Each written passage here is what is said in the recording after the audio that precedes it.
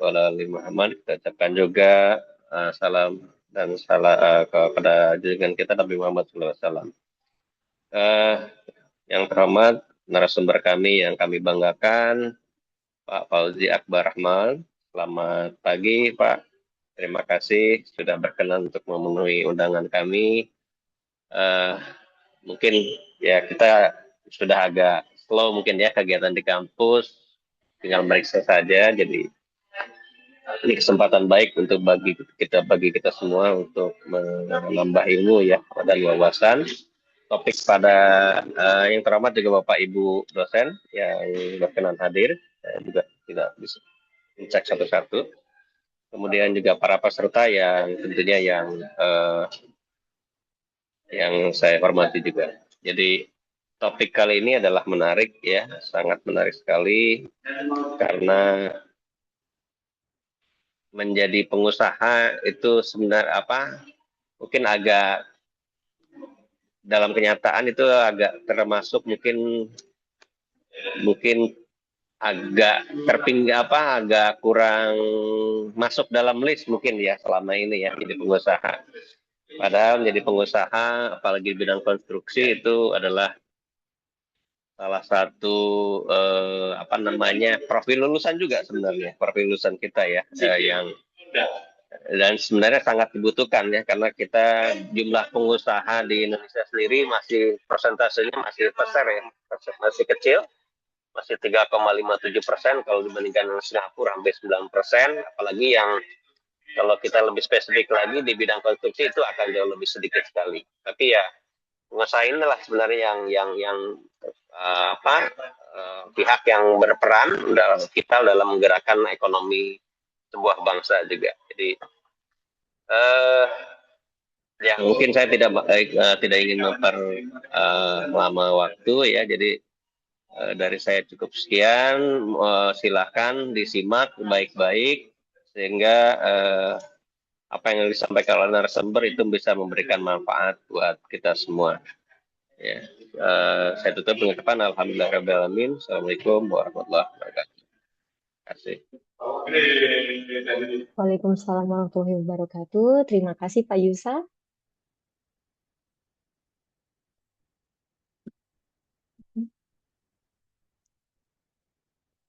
Terima kasih Saya atas izin mungkin sambutannya. ya. Oh iya Pak Yusa, boleh Pak. Selanjutnya,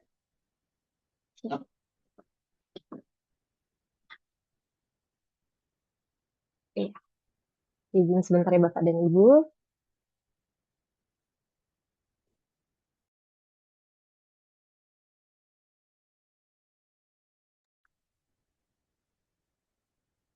Turut hadir juga bersama kita Ibu Koordinator Program Studi S1 Teknik Sipil, Ibu Yohana Lilis Handayani STMT, dan juga Koordinator Program Studi D3 Teknik Sipil, Dr. Joleha STMM.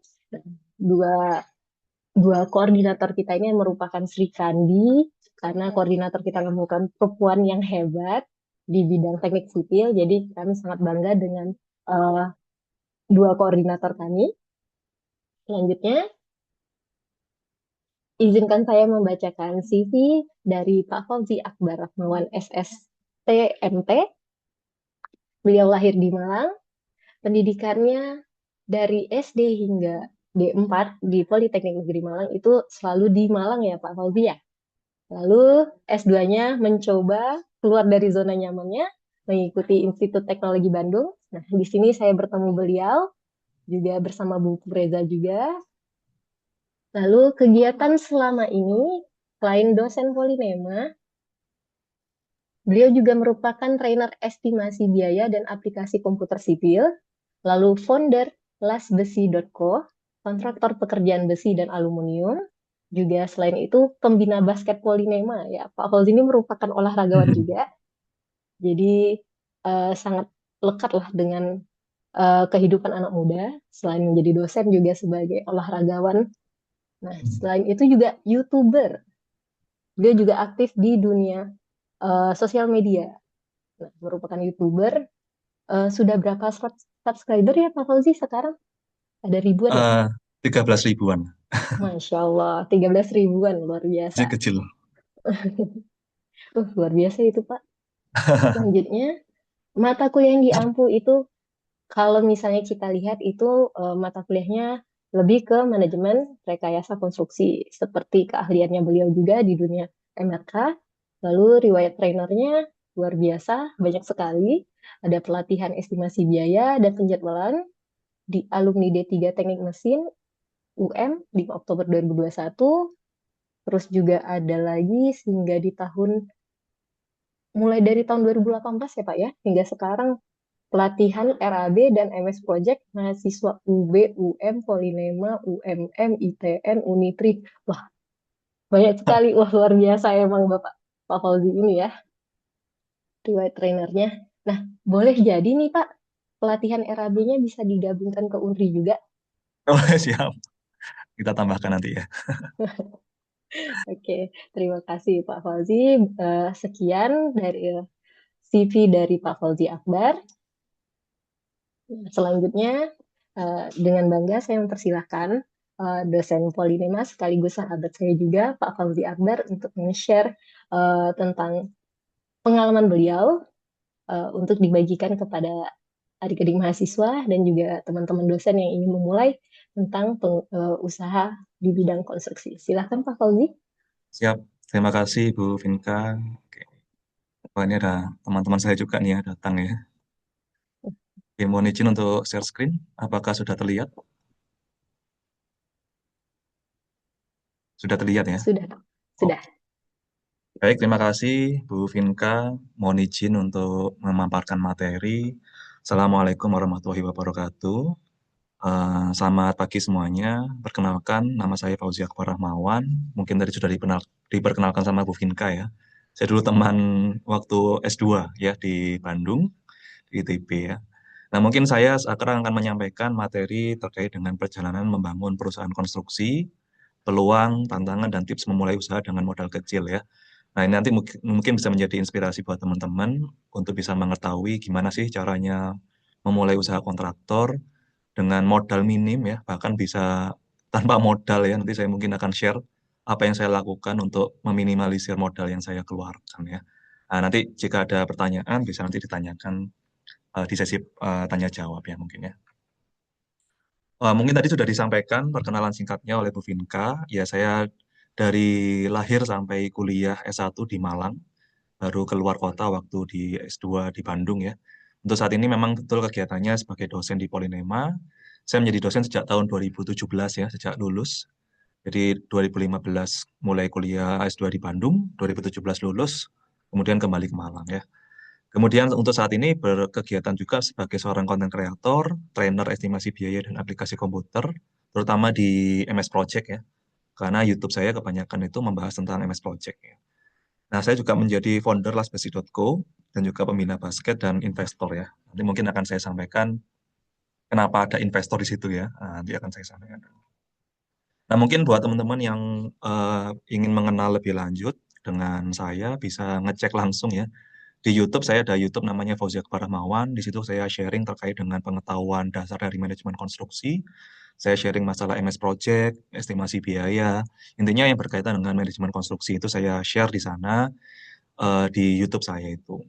Kemudian saya juga bikin konten di YouTube. Selain di YouTube ada di TikTok, kemudian ada di Instagram juga.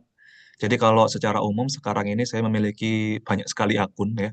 Yang pertama, yang utama itu lasbesi.co, itu perusahaan konstruksi. Dulu niatnya sih untuk pekerjaan besi dan bikin pagar atau bikin ini ya apa kanopi, pagar, kemudian railing tangga. Niatnya dulu namanya las besi karena kita memang fokusnya ke pekerjaan besi. Tapi semakin lama, semakin ke sini kok ternyata ada peluang lain ya. Jadi kita mengerjakan aluminium, mengerjakan kitchen set, sampai akhirnya mengerjakan konstruksi. Nanti mungkin saya share ya. Jadi yang saya coba aplikasikan dulu itu ternyata bisa diduplikasi ke item-item pekerjaan yang lain, tidak hanya di pekerjaan besi aja. Makanya sudah terlanjur atas namanya las besi, ya udah itu berlanjut ya, walaupun kita perusahaannya perusahaan kontraktor ya sekarang ini. Nah, kemudian ada juga akun yang namanya Kelas Konstruksi. Ini saya juga bikin akunnya TikTok sama ada Instagram juga. Ini akun untuk menjual kelas ya. Nanti ada revenue stream lain yang mungkin teman-teman harus ketahui. Ternyata menjadi konten kreator itu ada revenue lain yang bisa kita dapatkan dari jual kelas atau jual template Excel atau semacamnya. Nanti mungkin bisa saya sharingkan ya apa yang bisa kita dapatkan ya, peluang dari menyampaikan kelas itu seperti apa. Dan kemudian ada juga LB interior. Ini LB interior ini fokus kita adalah di pekerjaan interior. Jadi ada pekerjaan kitchen set, ada pekerjaan untuk mengerjakan backdrop ataupun interior-interior dari kafe ya. Kurang lebih seperti itu yang kita coba aplikasikan. Jadi cukup banyak divisinya sekarang. Divisinya ada di konstruksi, ada di besi, ada di aluminium, ada di interior. Ya, ada 4 divisi pekerjaan yang sekarang kita kerjakan. Dan itu yang nanti kita akan coba sharingkan ya. Mungkin gimana sih step by step-nya yang bisa teman-teman tiru. Nah, nanti bisa diaplikasikan di kehidupan teman-teman semua. Ya. Nah, mungkin saya akan coba cerita dulu ya, bagaimana awal mula kita kecemplung ya, bukan karena memang ingin, tapi memang karena keadaan ya kadang ya. Jadi untuk teman-teman ketahui ya, ketika saya lulus S2 di ITB pada bidang manajemen konstruksi itu, saya mulai kerja menjadi dosen kontrak ya. Jadi buat teman-teman itu mungkin menjadi dosen itu impian ya. Itu sama seperti saya dulu ketika coba lulus itu, kayaknya enak nih jadi dosen gitu ya. Tapi ternyata kita itu dihantam pada realita bahwa menjadi dosen itu ternyata eh, ketika kita itu bukan statusnya PNS atau statusnya masih kontrak atau dosen LB itu pendapatan kita itu sangat minim ya kalau teman-teman ketahui ya. Jadi di tahun 2017 sampai 2019 itu saya ingat sekali saya mendapatkan gaji UMR selama 2 tahun. Dan itu pun berlanjut sampai 2022 karena saya kurang lebih menjadi dosen kontrak selama 5 tahun teman-teman ya. Jadi saya baru keterima PNS itu di tahun 2022 ya. Nah, tapi kenapa di sini foto ini foto tahun 2017 nih saya ketika awal kali masuk ya kita masih tetap pakai Korpri. Korpri itu bukan berarti kita PNS ya teman-teman ya. Jadi menjadi dosen itu di kampus negeri kita pakai baju Korpri itu belum tentu kita itu orang PNS ya. Kita bisa aja menjadi dosen kontrak ataupun menjadi dosen LB istilahnya gitu ya dulu ya. Nah, mungkin sekarang nggak ada ya, saya kurang paham ya. Tapi di masa itu, ya itu masa-masa yang memang ya nggak bisa nabung ya. Saya selama 2 tahun bekerja itu sampai ibu saya menyuruh saya keluar jadi dosen. Kenapa? Karena selama 2 tahun bekerja menjadi dosen itu nggak ada tabungan yang bisa saya tabung, karena memang kita pendapatannya UMR. Sementara beban kerja yang kita terima sebagai dosen itu waktu menjadi dosen baru itu cukup banyak ya teman-teman ya. Mungkin dosen-dosen di sini yang mungkin sudah mulai mengajar, mungkin tahu ya rasanya bagaimana menjadi dosen ketika awal berkarir. Kegiatan begitu banyak, menjadi panitia ini itu, akreditasi, kemudian penelitian, pengabdian, intinya tidak seindah yang kita impikan ketika kita masih mahasiswa melihat dosen itu kok kerjaannya kayaknya enak gitu ya. Nah, itu yang saya rasakan selama 2 tahun awal, sampai ibu saya sendiri yang bilang ya, udah kamu keluar aja jadi dosen, teman-temanmu ITB itu banyak yang ke proyek, penghasilannya gede, kenapa kamu tetap jadi dosen? Nah, itu yang menjadi titik balik saya. Jadi waktu itu saya merasa memang iya nih, kayaknya kalau saya seperti ini terus, kita nggak bisa, apa namanya, survive lah ya. Ya memang, ya kita nggak boleh naif ya, walaupun kita itu menjadi dosen, pendidik, kita itu juga ada kebutuhan yang memang kita harus penuhi. Nah, jadi mulai tahun 2019 itulah saya kayak akhirnya udahlah saya nggak bisa nih mengharapkan dari penghasilan dosen aja, karena menjadi PNS itu teman-teman harus tahu ya, kita itu nggak mesti ada peluang untuk menjadi PNS. Saya waktu itu ingat sekali saya mencoba PNS itu sampai 4 kali baru keterima ya. Jadi belum tentu teman-teman sudah menjadi dosen kontrak langsung keterima PNS itu belum tentu ya. Jadi ada peluang tidak keterimanya lah karena persaingannya cukup berat ya untuk menjadi PNS. Nah, mulai saat itu saya di tahun 2019 mulai cari sampingan ya dengan mengajar kursus ya. Jadi saya pagi sampai siang ngajar, sore itu ngasih kursus teman-teman ya. Kursus apa ya? Kursus RAB, kursus MS Project. Makanya saya tadi di portofolio saya sebagai seorang trainer karena apa ya? Saya harus mencari penghasilan lain selain menjadi dosen ya. Jadi sore menuju malam itu saya ingat sekali di tahun 2018 19 itu saya masih ngajar lagi ya. Jadi pagi sampai siang ngajar, sore ngajar lagi ya. Capek nggak? Ya capek sekali ya. Jadi kalau teman-teman tahu ngajar ngomong 2 jam aja udah capek, apalagi ditambahi dengan kursus, yaitu sangat-sangat melelahkan lah ya. Nah, di tahun 2019 itu juga menjadi titik balik saya mulai bikin konten lah ya, bikin konten karena saya searching-searching gimana sih cara mendapatkan penghasilan tambahan selain menjadi seorang trainer, ya kan? Saya sudah mulai bikin konten dan juga mulai belajar invest saham ya. Nanti saya akan coba ceritakan bagaimana ceritanya itu ya. Nah, kemudian barulah saya di tahun 2022 itu diterima PNS.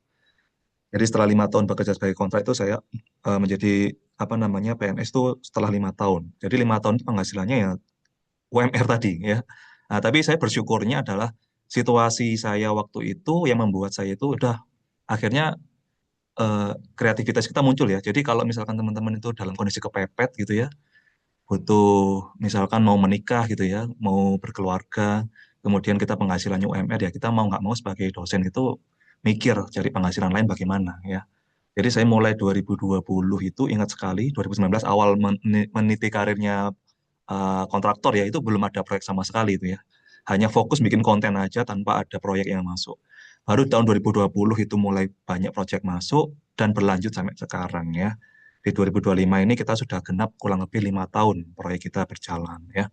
Dan alhamdulillahnya sejak 3 tahun terakhir ini proyek nggak pernah berhenti. Alhamdulillahnya sejak itu saya bisa meng-hire beberapa karyawan. Sampai saat ini di kantor kita ada 5 karyawan, ya rata-rata mahasiswa, ya. Kemudian ada sekitar 35 tukang yang kita sekarang kerja ikut kita ya. Jadi ya 40 orang lah yang di bawah naungan kita saat ini. Nah, jadi baru mendirikan kantor kita di 2015. Jadi setelah 4 tahun bekerja eh, tanpa adanya kantor, tanpa adanya ruangan ya, kita baru membuat kantor tahun 2025 ini, awal tahun ya. 1 Januari kemarin start pertama kali kita memiliki kantor dan juga kita ubah kantor itu menjadi untuk studio konten ya, untuk membuat konten. Nah, jadi ini proses belajarnya teman-teman ya. Jadi eh, kita itu gimana ya? Ketika kita dihadapkan pada situasi yang rumit itu, ini masalah finansial ya. Waktu itu memang masalahnya masalah finansial. Ya kita mulai belajar ya. Jadi saya mulai belajar dengan baca banyak buku. Jadi kalau teman-teman tahu ini adalah rak buku saya di kantor saya nih, di ruangan saya. Buku yang saya miliki itu bukan buku sipil ya, kalau teman-teman tahu ya. Malah kebanyakan buku bisnis, buku mencari apa namanya affiliate dari TikTok ya. Bagaimana tentang buku saham, tentang mindset orang kaya. Jadi saya banyak sekali baca banyak buku ya waktu itu ya. Jadi buku itu yang menuntun saya untuk mengerti nih apa sih mindsetnya orang kaya sama orang-orang miskin. Nah, karena apa? Ketika kita melihat orang pengusaha, kita itu biasanya respect pada orang itu. Karena apa? Kita punya dia itu pasti punya sesuatu yang kita nggak tahu. Nah, cara untuk mengetahui apa yang dia tahu sementara kita nggak tahu adalah dengan apa? Belajar. Yaitu dengan cara saya membeli buku, saya belajar mindsetnya orang kaya, saya menonton YouTube dan podcast orang kaya misalkan ya. Ini adalah list yang biasa saya lihat ini ya. Podcastnya Overpost itu bahas masalah finance, Angga Ninata ini bahas masalah apa namanya Bitcoin gitu ya. Ada Timothy Ronald mungkin buat teman-teman yang belum tahu itu bahas Bitcoin juga, ada Theo Derek itu bahas masalah bisnis, Teguh Hidayat bahas masalah saham. Saya bacain semua orang-orang kaya itu apa yang mereka lakuin dan apa yang mereka lakukan untuk bisa mencapai posisi itu. Sampai akhirnya apa? Saya beli kelas. Jadi ini satu mindset yang diajarkan oleh orang kaya. Orang kaya itu nggak mau menyalahkan kondisi dia. Ya, jadi waktu itu saya pernah baca orang kaya itu nggak nggak suka cari alasan ya. Kalau kita itu kan seperti ini ya, mindset kita dulu ya. Kita situasinya sulit, ah ini salah orang lain nih, ini salah orang ini. Ah ini salah dosen saya nih, gara-gara dosen ini saya kayak gini ya. Atau waktu itu mindset saya adalah, ini salah kampus saya nih, kenapa kok saya nggak dijadikan PNS, sehingga hidup saya sulit. Nah, mindset orang kaya itu nggak mindset yang menyalahkan orang lain. Mindsetnya orang kaya adalah mindset yang dia itu bertanggung jawab atas kesalahannya dia sendiri. Kondisi dia saat itu adalah salah kamu ya. Kalau kamu miskin berarti kamu yang salah. Kenapa kamu itu tetap di situasi yang seperti itu? Makanya waktu itu kayak terpecut ya. Makanya saya orang kaya itu memang harus banyak belajar ya. Orang kaya itu pasti haus belajar. Makanya dari situ saya banyak belajar, saya beli kelas-kelas ya. Jadi kalau teman-teman itu merasa beli kelas itu kayak scam ya, ah ini ditipu nih, informasi seperti itu aja kok harus beli. Nah, tapi saya berpikiran beda ya. Kalau kita beli kelas itu biasanya kita akan merasa saya udah keluar duit, saya harus menerima sesuatu. Nah, itu yang saya lakuin dulu ya. Nah, saya beli kelas konten kreator waktu itu ya 500.000 saya beli ya. Saya beli kelas capcut itu untuk editing video itu saya bayar tuh 250. Kelas saham itu saya pernah sampai ikut seminar saham itu harganya 1,5 juta sekali pertemuan ya. Jadi banyak sekali kelas-kelas yang saya beli waktu itu untuk ketika saya bayar nih saya harus terima sesuatu. Nah, karena beda ya, membeli ilmu yang gratisan itu kadang kita tuh meremehkan ilmunya. Tapi ketika kita bayar, kita tuh merasa bahwa saya udah keluar duit, saya harus dapatin sesuatu. Nah, itulah yang saya coba lakuin dulu ya. Nah, termasuk juga ini saya beli kelas Bitcoin ya. Teman-teman mungkin, oh ini dosen kok mau ngomongin Bitcoin gitu ya mungkin ya. Karena saya coba untuk open minded aja ya. Apa yang mereka bisa dapatkan, cobalah saya pelajari. Nah, ini mungkin salah satu kelas termahal saya itu di kelas Bitcoin ya. Ini jutaan lah ya. Ini membershipnya aja setahun ya. Jadi nanti tiap tahun harus perpanjang lagi. Nah, kurang lebih seperti itu ya teman-teman ya. Jadi mindset kita yang harus dibenerin dulu. Kalau misalkan mau jadi pengusaha itu ya harus siap mental ya. Nggak cengeng gampangannya gitu ya. Nggak menyalahkan situasi, nggak menyalahkan keadaan. Oh saya masih jadi karyawan seperti ini salah bos saya. Itu bukan mindset pengusaha ya. Mindset pengusaha adalah kalau kamu itu eh, jadi dosen itu nggak berpenghasilan, ya udah kamu keluar sekalian. Konsepnya kayak gitu lah. Tapi di posisi saya waktu itu ya udahlah, saya pertahankan, saya juga cari penghasilan lain. Capek nggak? Ya capek ya. Jadi pagi ngajar, sore ngajar lagi, malam editing video ya. Itu yang saya lakuin selama bertahun-tahun dulu ya. Nah, kurang lebih seperti itu.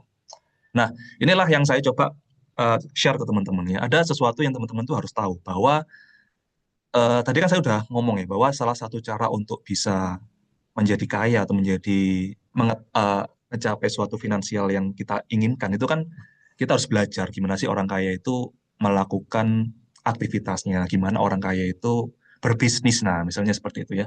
Nah, jadi dari beberapa buku itu ada satu hal yang menarik yang pernah saya baca ya. Jadi ada namanya itu buku yang membahas tentang The Learning Pyramid, teman-teman ya.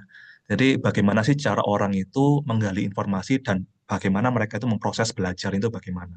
Nah, di sini ditunjukkan ada metode pembelajaran yang namanya lecture and reading, 5-10%. Artinya apa? Sebagian besar kita kalau belajar dengan cara mendengarkan dosen atau membaca sendiri itu ternyata pengetahuan yang kita dapat itu cuma 5-10%, teman-teman ya. Jadi jangan kaget, teman-teman ketika nanti belajar di kelas, dengerin dosen ngomong 2 jam, 3 jam, kok kayak nggak ngerti apa-apa. Itu wajar, teman-teman ya. Itu yang saya alami dulu ketika S1, S2, itu kayak saya dengerin dosen itu, ini ngomongin apa gitu ya. Karena itu wajar, karena manusia itu nggak bisa didoktrin untuk mendengar dalam waktu yang sangat lama. Nah, informasi itulah yang saya itu coba terapkan. Oh, ternyata saya nggak bisa nih belajar dengan cara seperti itu, gitu ya. Nah, kemudian ada cara kedua, yaitu audiovisual dan demonstration. Jadi kalau teman-teman itu mau belajar lebih efektif lagi, jangan cuma dengerin dosen. Makanya kadang itu dosen ngasih pembelajaran dengan cara audiovisual dan demonstration. Misalkan saya ngajar alat berat nih ya, saya bawa miniatur eskavator. Nah, saya jelasin tuh cara kerja eskavator gimana. Nah, itu kurang lebih akan membuat teman-teman lebih paham dibandingkan kalau saya menjelaskan eskavator itu cara kerjanya gini nih ya. Pakai kata-kata itu nggak akan bisa dibayangkan. Ya. Konsepnya seperti itu. Nah, yang berikutnya ada namanya discussion and practice. Jadi, cara yang efektif berikutnya adalah dengan diskusi dan praktis. Nah, diskusi itu kayak gimana? Kita diskusi dengan teman, ya. Jadi jangan kaget, teman-teman. Ketika dosen itu menjelaskan 2 jam, 3 jam, kita nggak paham. Tapi ketika kita tanya ke teman kita, oh, ternyata Pak tadi itu ngomongnya itu. Nah, gitu kan? Jadi kadang kita itu baru ngerti ketika ngobrol sama teman kita. Karena apa? Diskusi itulah yang membuat kita itu belajar lebih banyak. Makanya kalau misalkan kita itu diskusi sama teman, kadang ngertinya lebih banyak dibandingkan kalau sama dosen. Nah, itu hal yang wajar. Saya dulu waktu S1, S2, dengerin dosen tuh kayak, ini ngomong apa ya Bapak ini ya? Nah, nggak banyak yang saya paham. Tapi ketika saya tuh tanya teman saya, tadi Pak itu ngomong apa sih? Oh, intinya ini. Oh, udah, saya paham. Nah, jadi itu yang teman-teman harus tahu ya. Jadi ternyata ada loh cara belajar yang teman-teman harus ketahui. Ya, jadi kalau teman-teman sekarang di kelas gitu ya, sering tidur gitu ya, sering ngantuk dengerin dosen, ya udah saya itu dulu juga kayak gitu ya. Tapi ternyata ada cara yang lebih efektif untuk belajar itu dengan cara seperti ini ya. Nah, yang berikutnya yang terakhir adalah yang paling efektif apa? Teach other, ajarin orang lain gitu ya. Jadi kalau teman-teman mau belajar lebih jago lagi adalah dengan cara apa? Ngajarin orang lain ya. Gimana caranya untuk misalkan eh, apa namanya berbisnis gitu ya. Gimana caranya untuk berinvestasi misalkan. Nah, itu cara yang paling efektif apa? Yang ngajari teman. Jadi kalau teman-teman itu sering ngajari teman, pasti akan makin jago tuh. Ya, dosen kenapa makin jago? Karena dosen kerjaannya ngajar orang. Jadi jangan kaget ada dosen yang tiba-tiba masuk kelas nggak bawa buku, nggak bawa materi, tiba-tiba nulis di papan gitu ya. kita kayak wow orang ini keren banget nih ya, tahu segalanya. Enggak guys ya, itu karena mereka memang ngajar hal yang sama bertahun-tahun, makanya mereka jago gitu ya. Nah, sama kayak kalian. Ketika kalian itu mau belajar sesuatu, ajari orang lain. Itu cara yang paling gampang untuk menjadi jago atau expert di bidang itu. Nah, itulah yang saya coba bawakan ke konten saya. Jadi konten itu dalam artian ngajarin orang supaya apa? Saya makin jago gitu ya. Nah, konteks itulah yang saya coba terapkan di diri saya. Jadi cara paling efektif apa? Ngajarin orang. Sama seperti staff saya. Staff saya ketika masuk ikut saya udah tak ajarin kamu kalau dapat uang investasikan, sisihkan uangnya segini. Ini cara baca laporan keuangan perusahaan. Akhirnya lama-lama Pak, ya staff saya juga akhirnya jago juga gitu ya. Nah, kurang lebih seperti itu ya. Nah, ini mungkin pelajaran dari beberapa buku yang saya baca ya. Jadi saya banyak baca buku terkait bisnis, investasi itu saya banyak sekali baca. Mungkin ini menjadi summary-nya lah. Jadi inilah yang landasan saya pakai untuk apa yang saya lakuin sekarang, teman-teman ya. Jadi yang pertama ini yang saya sampaikan tadi ya. Orang kaya itu membeli aset, orang miskin membeli liabilitas. Nah, apa artinya ini? Ini salah satu buku yang saya suka ya. Jadi Pondasi Keuangan saya waktu itu bukunya karya Robert Kiyosaki, Rich Dad Poor Dad. Dia bilang gini di buku itu ya, orang miskin itu ketika punya uang, dia belanjakan untuk membeli liabilitas. Apa liabilitas? Liabilitas itu adalah segala sesuatu yang secara nilai akan turun. Ya, contohnya apa? Dapat duit, bayar untuk cicil mobil. Dapat duit, bayar untuk cicil motor. Yang mana value-nya makin turun. Atau teman-teman sekarang lagi hype iPhone 17, beli dengan cara nyicil. Value-nya makin lama makin turun. Ya, itulah yang menjadi mindset orang miskin. Sementara mindset orang kaya itu adalah mereka membeli aset yang harganya tuh makin lama makin naik gitu ya. Contoh apa? Mereka beli yang namanya saham, mereka beli namanya Bitcoin misalkan. Mereka beli yang namanya segala sesuatu yang secara value itu akan naik.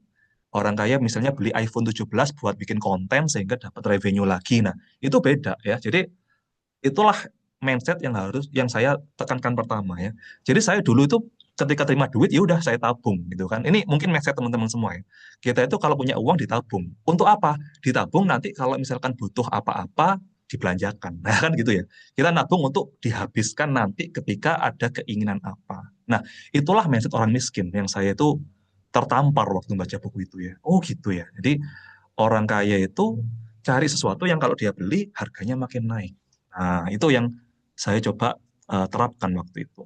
Nah, yang kedua ini mungkin ya, orang kaya menabung di awal saat menerima penghasilan, orang miskin menabung jika ada sisa. Nah, teman-teman ini tertampar lagi saya waktu itu 2018 2019 ya. Kita itu kalau mau nabung nunggu ada duit sisa ya. Kita nerima gaji nih misalkan 5 juta gitu ya. Di akhir bulan sisa 500.000 ya udah gitu kita tabung. Bulan depan kita ada 5 juta lagi nih penghasilan, sisa 200.000 kita tabung ya. Sekarang tabungan kita 700.000. Bulan depan tiba-tiba ada sepatu lucu, kita beli tuh dengan 700.000 tadi. Sehingga apa? Tabungan kita habis. Nah, itulah yang terjadi waktu saya di 2017 sampai 2019. Kenapa saya nggak ada tabungan? Karena saya memang nggak menyisihkan. Nah, itulah yang terjadi waktu saya dulu. Sekarang beda nggak? Beda. Kalau sekarang gimana? Orang kaya nabungnya di depan. Contoh, saya terima 5 juta. Saya langsung komit ke diri saya tabung 1 juta tiap bulan di awal bulan. Sisanya 4 juta, saya cukup-cukupin sampai cukup. Nah, bedanya gitu teman-teman ya. Jadi orang kaya itu selalu nyisihkan di depan. Karena apa? Kalau kamu nunggu sisa, nggak pernah ada sisa. Nah, itu yang terjadi. Itu yang saya terjadi waktu 2 tahun kemarin, di 2017 sampai 2019. Sejak sadar itu, akhirnya apa? Saya ketika menerima penghasilan, saya sisihkan di depan, saya komit ke diri saya, penghasilan saya 20% harus disisihkan. Jadi saya ingat sekali sejak 2019 sampai sekarang, saya investasikan uang saya itu di saham waktu itu ya, karena saya memang belajar saham waktu itu ya. Nah, itu yang saya lakukan. Jadi mindset kecil inilah yang kita nggak ketahui ya, mungkin karena kita nggak ada circle orang kaya, nggak ada circle yang ngajarin kita ya. Jadi saya tahunya setelat ya, tahunya telat karena apa? Saya belajarnya dari buku. Karyawan saya ngertinya lebih awal gitu ya. Ada satu staff saya itu masih umur 24 tahun ya, ikut saya sejak semester 3 kuliah. Dia udah dapat uang 100 juta pertama dia di umur 24 tahun. Saya melihat diri saya 24 tahun dulu masih ngapain gitu ya. Tapi dia bisa ngelakuin karena apa? Dia udah diajarin sejak awal ya. Nah, sekarang bayangin kalau teman-teman tahu sejak awal ya, gimana nanti tabungannya itu nanti. Nah, itu. Yang ketiga nih, pelajaran yang berharga yang saya dapatkan dari buku-buku itu. Orang kaya menyalahkan diri sendiri atas kegagalannya. Orang miskin nyalahin orang lain. Nah, ini mindset yang teman-teman harus tahu ya. Kalau teman-teman itu sering nyalahin situasi, ini salah orang tua saya nggak ngasih privilege. Ini salah dosen saya ngasih nilai jelek. Ini salah bos saya kok nggak saya diangkat menjadi karyawan tetap. Itu serba semua nyalain situasi. Itu mindsetnya orang miskin. Orang kaya bukan kayak gitu ya. Orang kaya itu mindsetnya adalah nyalakan diri sendiri. Kalau saya miskin berarti ini salah saya. Kalau saya nggak jadi apa namanya ada karyawan saya yang nyuri, berarti itu salah saya. Kenapa saya nggak bikin SOP yang benar? Nah, intinya adalah selalu salahkan diri sendiri, jangan salahkan orang lain. Karena apa? Orang kaya, ketika dia tuh nyalain orang lain, ya udah dia nggak ada aktivitas apapun untuk ngefikskan masalah itu gimana supaya dapat solusi. Karena apa yang salah orang lain. Nah, tapi kalau kamu nyalain diri kamu sendiri, ini saya miskin karena salah saya nih. Kenapa saya jadi seperti ini? Ya udah akhirnya apa? Kamu belajar. Kamu kreativitasmu muncul gitu ya.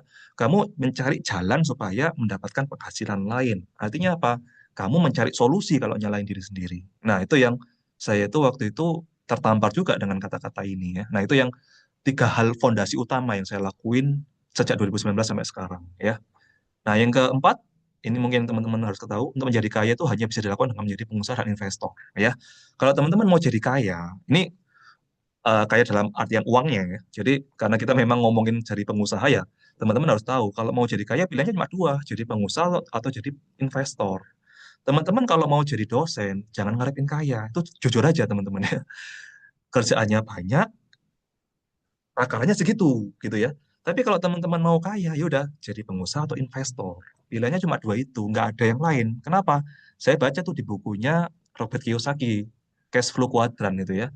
Jadi kalau mau kaya, antara kamu itu mau jadi profesional nggak apa-apa, tapi kamu tetap harus jadi investor.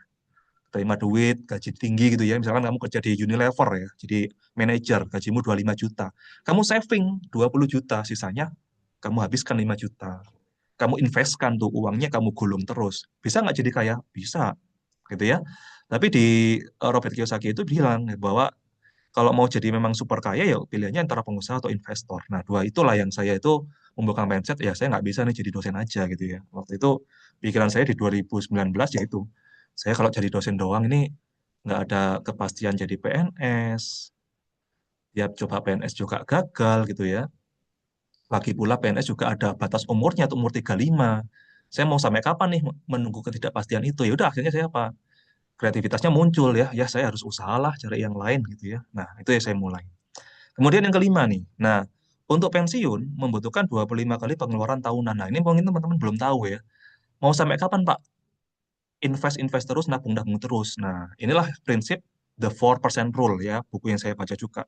Kalau teman-teman mau pensiun itu gampangannya gini, teman-teman hitung berapa sih kebutuhan 1 tahun. Contoh nih ya, misalkan nih, jelek-jelekan aja nih ya. Saya misalkan punya cita-cita untuk pensiun dengan gaji 10 juta misalkan per bulan gitu ya. Jadi kan 1 tahun saya butuh uang sekitar 120 juta ya. Nah, 120 juta, kalau dikalikan dengan 25, berarti saya butuh sekitar uang 3 miliar, ya. Nah, artinya apa? Kalau teman-teman punya uang 3 miliar, investasikan ke gampangannya gini lah, gampangannya ke deposito, kasih return 4%. Maka setiap tahun teman-teman akan dapat uang 3M tadi, kasih 4% untuk bunga dari depositonya, sehingga dapat uang 120 juta. Nah, 120 juta itu kita tarik, kita habiskan selama 1 tahun. Nah, kita akan hidup enak nggak kira-kira? Akan hidup enak, gitu ya. Dalam artian apa? Selama 1 tahun itu kita hanya hidup dari suku bunga 4% tadi, 120 juta tadi. Nah, jadi buat teman-teman yang belum tahu bahwa kaya itu harus butuh duit berapa sih? Saya tahu nih jawabannya sekarang. Ya, saya tahu bahwa saya butuh uang 3 miliar, saya taruh uang itu ke deposito atau misalkan taruh ke obligasi negara yang ngasih return 6% lah. Saya udah hidup enak. Kenapa? Saya dapat return 120 juta setahun, udah hidup tuh saya selama 1 tahun. Nah, enak nggak? Enak ya. Dari situlah saya mengerti, saya terbuka nih kunci lagi nih ya. Saya kalau mau hidup enak, pensiun gitu ya, saya butuh uang 3M. Kenapa? Dengan 3M saya dapat return 4% setahun, dengan cara taruh ke deposito, taruh ke obligasi negara gitu kan, dapat return 4% aja, saya udah alhamdulillah. Artinya apa? Saya dapat uang cuma-cuma 120 juta, nggak perlu kerja. Nah, itu yang saya kejar sekarang ya. Kalau teman-teman mau berbisnis, mau menjadi investor kerja, nggak ada angka pasti yang mau dikejar, nggak akan ada tuh niatan untuk ngejar itu. Nah, angka inilah yang saya kejar saat ini ya. Kemudian yang keenam, konten kreator adalah jalan usaha yang paling minim modal, yaitu dengan membangun personal branding dan backing bisnis dan jual produk digital. Nah, teman-teman nih yang masih mahasiswa, bingung nih, gak ada modal. Ngapain? Jadilah konten kreator, ya. Bikin konten, bikin di Instagram, ya, bikin di TikTok, YouTube. Jadilah konten kreator yang membahas tentang spesifik knowledge yang teman-teman ketahui. Dari situlah kita akan membangun reputasi ya. Dengan cara apa? Misalkan nih di kasus saya bahas konten tentang konstruksi. Lama-lama saya ada bisnis konstruksi ya. Saya nggak perlu jualan dan nawarin orang-orang untuk ayo pakai jasa saya. Enggak. Orang lihat aja konten saya, lama-lama mereka trust dengan saya. Ketika mereka itu mau bangun rumah, mereka hubungin saya. Udah. Walaupun saya itu bikin kontennya tentang edukasi ya, tentang apa itu tips bangun rumah yang murah ya, mereka akan lama-lama itu subscribe atau mereka itu akan follow dan untuk mendapatkan informasi. Nggak apa-apa kalau mereka nggak jadi klien kita, nggak apa-apa. Tapi setidaknya ada loh satu dua orang yang mau dengan jasa kita. Dan termasuk juga kita bisa jualan produk digital. Produk digital apa? Contoh, misalkan saya membahas tentang RAB gitu ya. Kemudian saya ada kelas nih, kelas untuk intens belajar RAB. Saya jual kontennya itu, video rekamannya yang premium. Lama-lama dapat nggak penghasilan? Dapat. Nah, itulah yang saya lakukan menjadi konten kreator. Jadi teman-teman kalau mau starting untuk bisnis, nggak punya modal, udah bikin konten aja. Konten apapun yang teman-teman tuh kuasai. Ya, misalkan Bu Vinka nih dosen gitu ya, bikin cerita konten tentang dosen itu gimana, ya, gimana eh, bahas masalah bikin jurnal misalkan ya, monggo bahas jurnal aja gitu. Lama-lama kita diundang jadi pembicara, kita ngasih pelatihan eh, menulis jurnal misalkan. Nah, itu sangat banyak sekali kalau teman-teman tahu ya, di bisnis seperti itu banyak sekali sekarang. Dan saat ini yang ketujuh nih yang saya petik pelajaran di tahun 2023 ya, Bitcoin adalah aset masa depan melindungi nilai uang ya. Saya mulai belajar Bitcoin itu di tahun 2023, saya beli dari 2023 sampai sekarang ya. Lumayan ya, lumayan. Ini aset terbesar saya sekarang ada di Bitcoin ya. Nah ini, jadi fondasi keuangan itu kalau saya share dari buku Rich Dad Poor Dad dan Cash Flow Quadrant, belajar konten ini saya lihat dari YouTube-nya Mudah Cuma Sekali, kemudian saya beli kelas namanya Start Your Content Academy, ada juga konten-konten lain nih. Pokoknya saya beli banyak kelas konten ya waktu itu. Kemudian saya belajar invest dari Timothy Ronald, Angga Andinata, Leon Hartono, banyak sekali ya. Jadi saya belajar invest itu. Jadi kalau teman-teman lihat history watch list yang ada di YouTube saya itu kebanyakan ya kalau nggak Timothy, Angga Andinata, Leon Hartono ya. Pokok ngomongin orang-orang bisnis lah ya. Karena apa? Ingat teman-teman ya, kita itu ini ada pepatah yang bilang ya, kita itu adalah siapa 5 teman terdekat kita. Ya, gampangnya gitu ya. Kalau teman-teman itu temannya, ini gampangnya gini ya. Kalau teman-teman bersirkel dengan pengusaha, pasti teman-teman akan menjadi pengusaha. Kalau teman-teman itu menjadi circle-nya perokok, biasanya akan menjadi perokok berikutnya. Ini sama kayak teman-teman saya waktu SMA. Awalnya nggak rokok, tapi karena teman-teman nongkrongnya rokokan, akhirnya nyoba rokokan. Nah, sama kayak circle teman-teman pengusaha. Kalau teman-teman ada circle pengusaha, lama-lama jadi pengusaha. Nah, di situasi saya, dosen, nggak ada circle pengusaha masalahnya. Gimana cari circle-nya? Ya udah, circle-nya dengan melihat YouTube mereka, lihat konten mereka, baca buku mereka. Yaitu circle kita di circle yang kita tonton tiap harinya. Nah, itu yang saya pelajari ya sekarang ini ya. Nah, sekarang masuk ke inti materinya ya. Jadi teman-teman supaya ada bayangan gimana sih mulai bisnisnya dari nol misalkan ya, nggak ada apa-apa gitu ya. Nah, ini adalah workshop saya. Ini namanya workshopnya ini lasbersih.co ya. Singkat cerita, waktu itu saya buat akun Instagram ya, karena bengkel las bekas usaha bapak saya itu sudah mangkrak sekitar 2 tahun karena ayah saya kena kanker tenggorokan ya. Jadi nggak bisa bicara. Akhirnya ya udah klien udah mulai banyak yang hilang. Sementara kontrakan sewa usaha ayah saya ini tersisa 2 tahun ya. Nah, untuk teman-teman ketahui ya, usaha kontraktor itu zaman dulu itu bergantung sekali pada relasi. Jadi kalau teman-teman tahu, relasi itu number one kalau misalkan di bisnis konstruksi. Kalau kamu nggak punya relasi, misalkan relasi sama PT, relasi dengan CV, atau relasi dengan perumahan itu jarang banget kita dapat pekerjaan. Nah, di saat itu, momen itu, saya ini bukan siapa-siapa ya, teman-teman tahu lah. Ketika kita masih fresh graduate, kita itu relasi CV atau PT besar-besar aja siapa, gak akan mandang kita gitu kan. Apalagi developer, mana ada yang mandang kita. Nah, akhirnya apa? Saya mulailah dengan bikin konten. Saya mulai bikin konten dalam artian, kalau misalkan saya harus berbisnis konstruksi, mengikuti ayah saya yang berbasiskan relasi, ya kalau relasinya masih ada, kalau relasinya udah nggak ada, gimana? Apakah bisnis kita harus mandek? Ya, kan nggak bisa gitu, ya. Makanya saya mulai terbuka itu waktu ada beberapa bisnis dari konten kreator itulah yang saya beli itu ya. Ternyata dari konten itu bisa menumbuhkan trust dan jualannya lewat online aja. Nah, jadi yang saya lakukan seperti ini teman-teman ya. Kenapa namanya las besi? Karena dulu ini bengkel las punya bapak saya, ya. Ya mungkin teman-teman bisa bilang ini privilege ya. Cuman lama-lama ini akhirnya saya akuisisi sendiri, saya bayari sendiri semuanya. Saya gantiin uang modal bapak saya untuk beli usaha ini ya.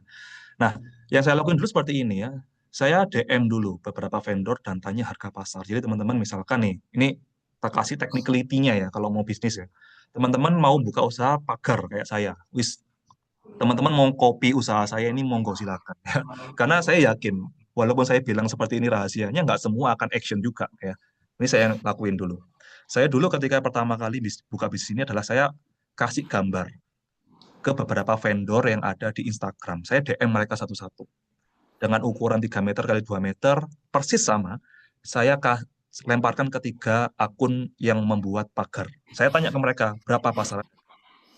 Lama-lama dari 3 orang itu saya ngerti bahwa oh harga pasar untuk pagar tipe ini harganya misalkan 600.000 per meter. Itulah yang saya tulis teman-teman ya. Saya survei dulu. Pasti mereka itu mengasih harga seperti itu sudah dengan keuntungan. Nah, saya tiru harga mereka. Ya, teman-teman bisa lakuin itu di mana? Di kitchen set. Bisa lakuin di mana? Di aluminium. Semua itu teman-teman lakuin dengan cara apa? Survei pasar dulu. Dengan survei pasar kita tahu harga mereka, kita tahu pasti dengan harga segini pasti untung. Ya, pasti untung dong. Nggak mungkin dong mereka usaha nggak ada untungnya. Nah, maka dari situ saya mulailah ngelis, oh harga ini segini, harga ini segini, harga ini segini. Sudah, saya mulai bikin konten.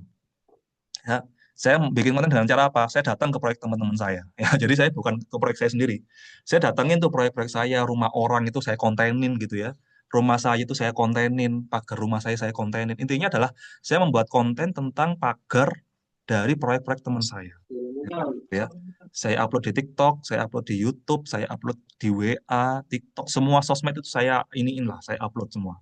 Tapi konsisten teman-teman ya, itu ya kuncinya. Kuncinya adalah konsisten. Lama-lama orang itu kan ngerti, oh ini bahas konten tentang pagar. Lama-lama ada tuh kerjaan masuk tentang pagar. Nah, itu awal mula saya ya. Yang saya lakuin seperti itu dulu. Nah, kemudian gimana Pak modalnya? Ya, kan tadi kan cara marketingnya ya. Marketingnya dengan cara bikin konten, pagar rumah orang kita kontenin, pagar rumah dari proyek teman saya datengin, saya bikin konten gitu ya. Kemudian setelah itu, gimana Pak kalau sudah dapat klien? Nah, yang saya lakuin ketika dapat klien adalah ini, minta DP dulu. Ya, teman-teman tahu ya, kalau misalkan kita itu ada project, kita itu bisa loh kalau di pekerjaan swasta tuh nerima DP dulu. Ya, jadi saya bilang ke klien saya, Pak, ini ada pagar segini, kontraknya misalkan 10 juta gitu ya. Saya minta DP dulu 5 juta. Nanti 5 juta ketika pekerjaan selesai. Nah, saya sampaikan ke tukang ya. Jadi tukang itu ya teman-teman bisa lakuin ini juga ya. Teman-teman tanya aja ke tukang-tukang yang pernah teman-teman lihat, tanyain. Pak, harga borongan berapa sih kalau bikin pagar? Udah tanyain tuh, survei juga tuh ya. Oh, harga per meternya 150.000 per meter persegi misalkan. Oke, ini saya ada project 10 juta, nggak nyampaikan sih, saya nggak nyampaikan ke tukangnya ya. Oke, ini ada project ukurannya 10 meter persegi gitu ya. Berarti borongannya sekitar 2,5 juta ya, Pak. Oke, deal. Kontrak 10 juta, saya udah dapat angka pasti tukang ini dibayar 2,5 juta. Dengan sistem apa? Sistem borongan. Ya. Jadi klien saya tadi 5 juta itu saya pakai untuk belanja material, 2,5 juta borongan dari tukang tadi saya akan bilang ke orangnya, Pak, saya bayar kalau Bapak sudah kepasang atau materialnya sampai ke lokasi klien. Nah, saya bilang ke klien saya, Pak, sistem pembayaran saya adalah 50, 30, 20. 50 DP di depan, 30 kalau proyeknya pagarnya sampai ke lokasi, 20 kalau sudah finish. Nah, saya bilang seperti itu ke klien saya. Sehingga apa? Saya di situ nggak butuh modal sama sekali. Karena apa? DP 5 juta saya belanjakan material. Saya bilang ke tukang saya kalau Bapak sudah dapat, Bapak sudah kirim ke lokasi, saya bayar separuh. Dari mana uangnya? Dari DP-nya klien lagi yang tadi. Sehingga yang saya lakuin adalah muterin uang aja. Terima DP klien, saya belikan material. Ketika tukang siap kirim, saya minta DP lagi dari klien, saya bayar separuh ke tukang. Ketika tukang selesai, saya lunasi, saya terima pembayaran sisanya 20% sebagai keuntungan saya. Itulah yang saya lakuin terus-menerus sampai angkanya menggulung-menggulung terus, teman-teman ya. Nah, jadi itu yang coba saya duplikasi ke pekerjaan bisnis lain di divisi aluminium, kitchen set, sampai usaha konstruksi. Jadi kalau teman-teman tanya ya, apakah kontraktor itu butuh modal? Jawabannya enggak juga di kasus saya sekarang. Tapi syaratnya satu, kliennya harus klien swasta ya. Jangan main proyek pemerintahan ya. Ingat kita itu bikin konten, nggak mungkin kliennya itu pemerintahan ya. Yang pasti klien kita itu adalah klien swasta, perorangan gitu ya.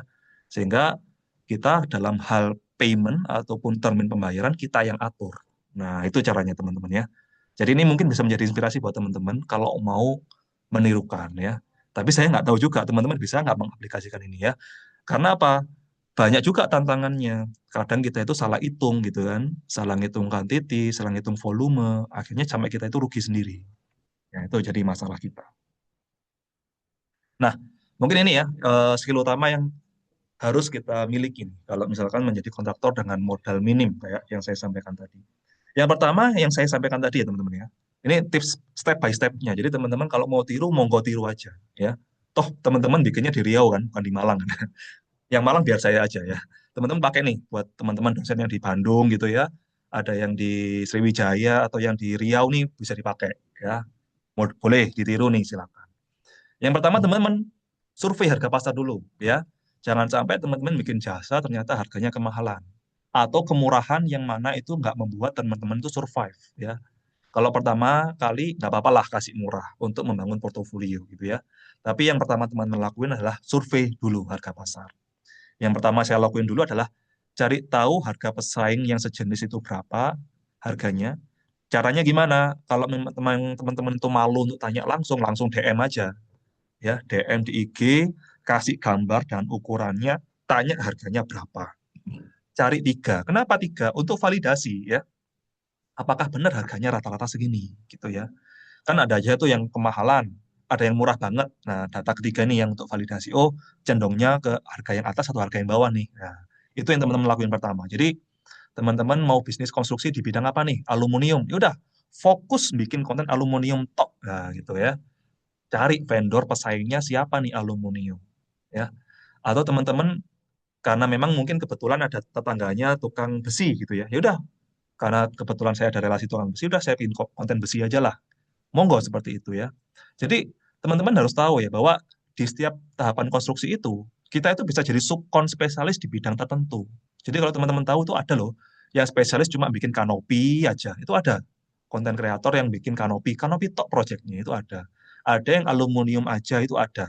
Kontraktor yang cuma aluminium aja itu ada.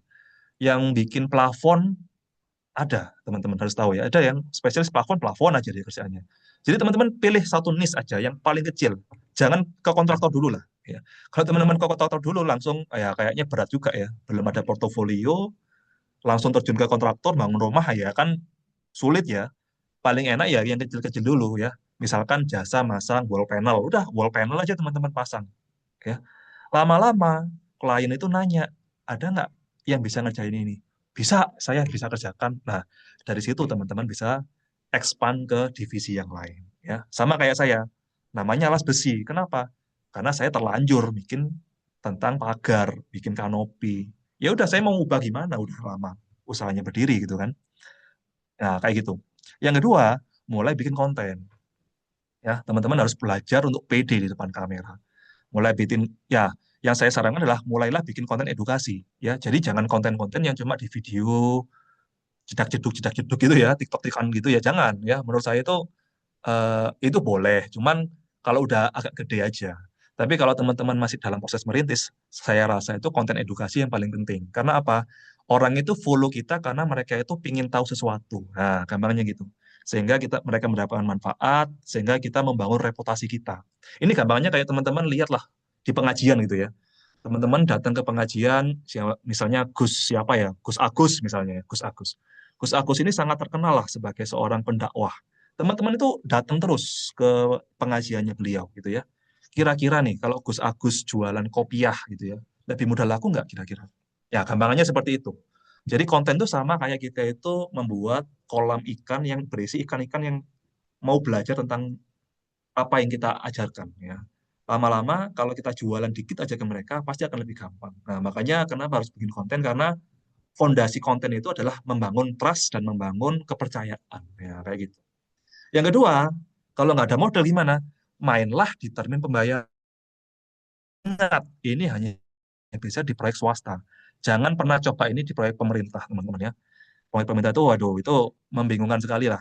Jadi kalau teman-teman itu mau proyek pemerintah itu harus siap-siap dengan banyak hal. Tapi kalau kita di sini di swasta, enaknya apa? Swasta itu nggak butuh yang namanya SKA, ya, SKK. Kemudian nggak butuh ikut tender. Kalau mau bayar kita itu nggak perlu ngemis-ngemis. Karena kalau swasta itu kita minta sekarang, besok dibayar. Tapi kalau kita proyek pemerintah, mau menerima pembayaran, harus laporan dulu ke pengawas, bikin laporan progres, bikin kurva S realisasi, sangat banyak.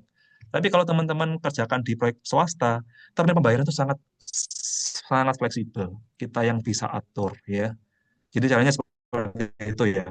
Yang keempat, atur cash flow. Nah, ini yang berbahaya ya.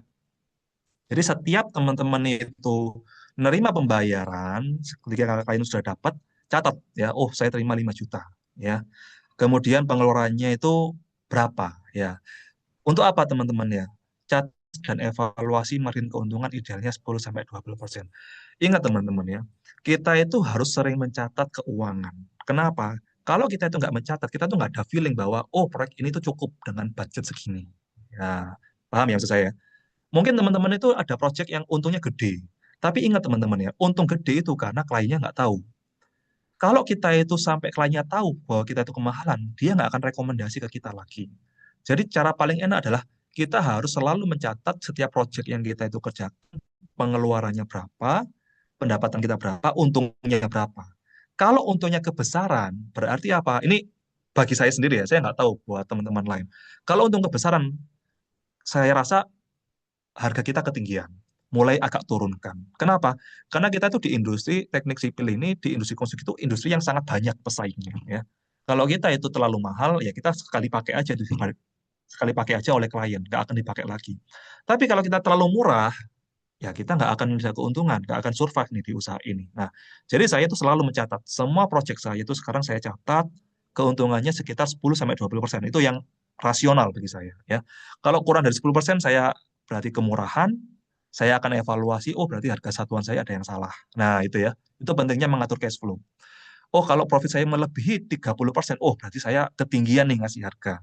Untung kliennya mau. Tapi kalau klien berikutnya lihat harga saya, kira-kira mau nggak?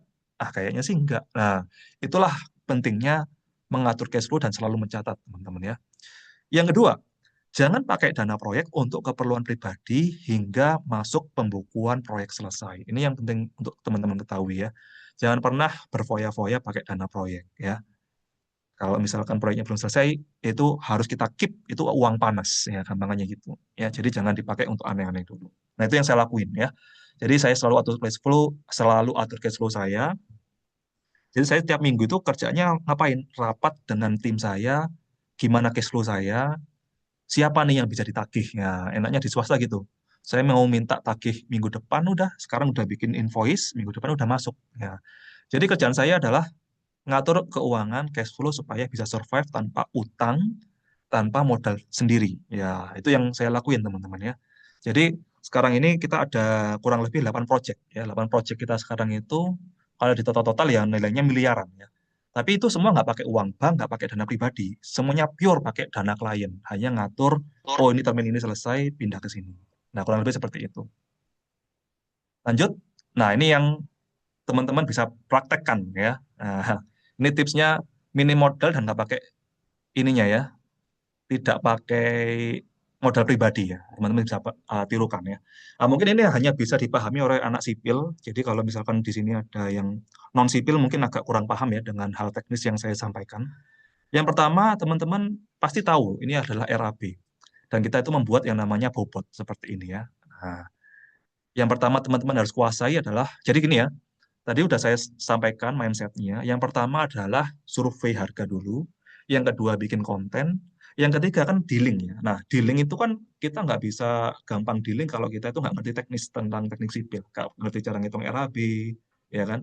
Nggak bisa ngerti progres, itu ya bahaya juga. Jadi ini memang knowledge spesifiknya kita, orang sipil ya. Selain ditambahi pengetahuan marketing yang tadi. Yang pertama, teman-teman harus belajar dulu ngitung RAB dan memunculkan bobot pekerjaan seperti ini. Ya, ini pasti teman-teman pelajari lah waktu kuliah di UNRI ya. Jadi kalau teman-teman mau tanya ke saya, mata kuliah apa yang penting nih buat saya waktu S1? Jawabannya RAB. Udah, teman-teman nggak bisa yang lain, tapi nggak bisa RAB, insya Allah bisa survive ya gitu ya. Insya Allah bisa lah usaha sendiri. Nah ini yang bisa teman-teman lakuin. Jadi kalau ada mata kuliah yang bikin RAB, itu pantengin tuh dosennya ya, pelajari terus sampai bisa, karena itu sumber cuannya teman-teman ya. Ini saya ajari nih. Yang pertama ngitung RAB dan munculkan bobot ya. Nah, yang kedua, saat mulai dealing dengan klien, ajukan term and condition tentang cara pembayaran dan skema dengan cara skema seperti berikut. Nah, ini contoh ini yang saya lakuin. Nah, ini yang saya lakuin di project yang nilainya 900 juta. Ya, sekarang ada project saya yang nominal kontraknya itu 900 juta. Saya nggak punya uang sebanyak itu ya untuk menyelesaikan proyek. Yang saya lakuin seperti ini. Saya bilang ke klien saya, Pak, saya ketika progresnya 0% sebagai bentuk komitmen, saya minta DP 20%. Ya. Ketika progres saya mencapai 25%, saya minta payment berikutnya 20%. Nah, ingat teman-teman, enaknya swasta tuh kayak gini. Kita bisa atur cara pembayarannya.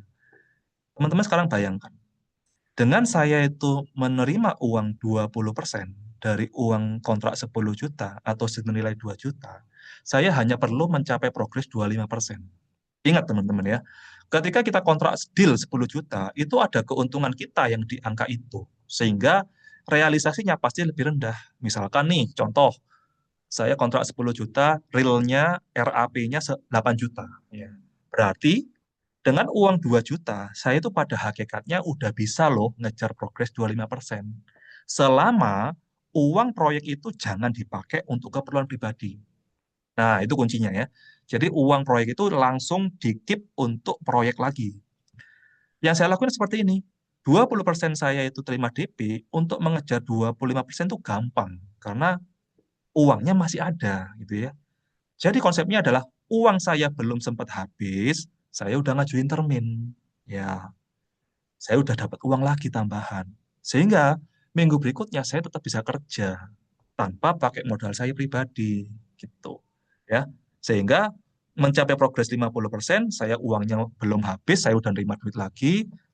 Mau progres 75, uang saya tinggal dikit, belum habis, saya nerima payment lagi. Begitu seterusnya sampai proyeknya selesai. Ya. Kira-kira butuh modal nggak? Jawabannya enggak. Tapi ingat, hanya di proyek swasta. Proyek pemerintahan kita abaikan dulu ya, nggak bisa main kayak gitu di pemerintahan ya. Nah ini tips yang sangat berharga ini. Ini saya bongkar kartu saya nih. Tapi kan teman-teman bikinnya nggak di Malang toh ya, jadi saya aman gitu ya. Kalau saya bikin pelatihan di Malang, saya mati nih gitu ya. Pesaing saya banyak nih berjibun nanti ya. Nah itu yang saya lakuin ya. Atau ada cara yang kedua, kita modifikasi pembayarannya tiap 2 minggu sekali ya. Kita bilang ke klien, Pak, tiap 2 minggu surplusnya saya itu yang dibayar. Ya, misalkan minggu ini saya dapat progres 30%, kemarin pembayarannya 20%, berarti saya nagih 10%. Nah, begitu terus sampai proyeknya selesai. Jadi uang teman-teman nggak akan pernah habis, ya. Nah, itu yang saya lakuin dulu, ya. Ya, sampai sekarang sih. Jadi, kalau teman-teman tanya apakah dengan usaha konstruksi harus punya modal bank, jawabannya enggak. Saya nggak ada utang bank sama sekali, utangnya nol, ya. Apakah hutang ke vendor? Enggak. Saya toko bangunan saya lunasi semua tuh. Jadi toko bangunan tuh seneng dengan saya ya. Karena setiap saya beli itu nggak pernah nunggak ya. Saya itu selalu cash gitu ya. Jadi mereka itu tenang kalau misalkan saya mau bayar tiap, nggak apa-apa Pak Fauzi, beli di kita aja tiap, dibayarnya tiap Sabtu aja nggak apa-apa. Wah itu saya malah ditawarin seperti itu ya. Nah, rebutan mereka ya. Gitu. Nah, Kemudian putar terus dana proyek sampai proyek selesai, nikmati hasilnya setelah proyek selesai. Jangan habiskan dana keuntungan, selalu sisihkan. Nah, ini prinsip yang pertama tadi. Kalau teman-teman mau kaya, harus punya angka. Pensiunnya di angka berapa? Caranya gimana? Investkan tuh uangnya. Jadi uang keuntungan tadi jangan dipakai foya-foya ya. Itu bahayanya teman-teman ya. Baru satu proyek untung 100 juta, wah 100 juta pertama nih dihabiskan. Ya jangan ya. Nah, kayak gitu. Itu berbahaya ya. Jadi ya kita pernah lah ngalami ada untung proyek 120 juta gitu ya. Itu uang gede loh gitu ya teman-teman ya. Kapan kita kerja jadi dosen untung 120 juta? Harus kerja 2 tahun, 3 tahun. Itu proyek 3 minggu selesai, 3 bulan selesai. Untung segitu. Ya kan lumayan sekali gitu ya. Nah, tapi kita nggak pakai ya. Kita tetap putar dulu ya. Nikmatinya nanti ya gitu. Nah, jadi itu teman-teman ya. Jadi yang namanya bisnis itu butuh proses ya. Sama seperti saya konten dulu. Ini konten saya dulu waktu saya masih di TikTok, follower saya masih 34 ini ya. Sekarang menjadi 11.000 TikTok saya. Sama seperti YouTube saya dulu di 2000 berapa itu ya? 2020 ya. Subscribernya baru 300 ya. Sekarang 13.600 ya. Jadi ya ini kan cerita enaknya aja. Tapi kalau teman-teman itu mau meniti atau konsisten ya. Jadi intinya kalau di bisnis itu adalah konsisten ya. Jangan pindah-pindah dalam jangka waktu yang panjang. Intinya konsisten aja, teman-teman akan nemuin lah momennya ya.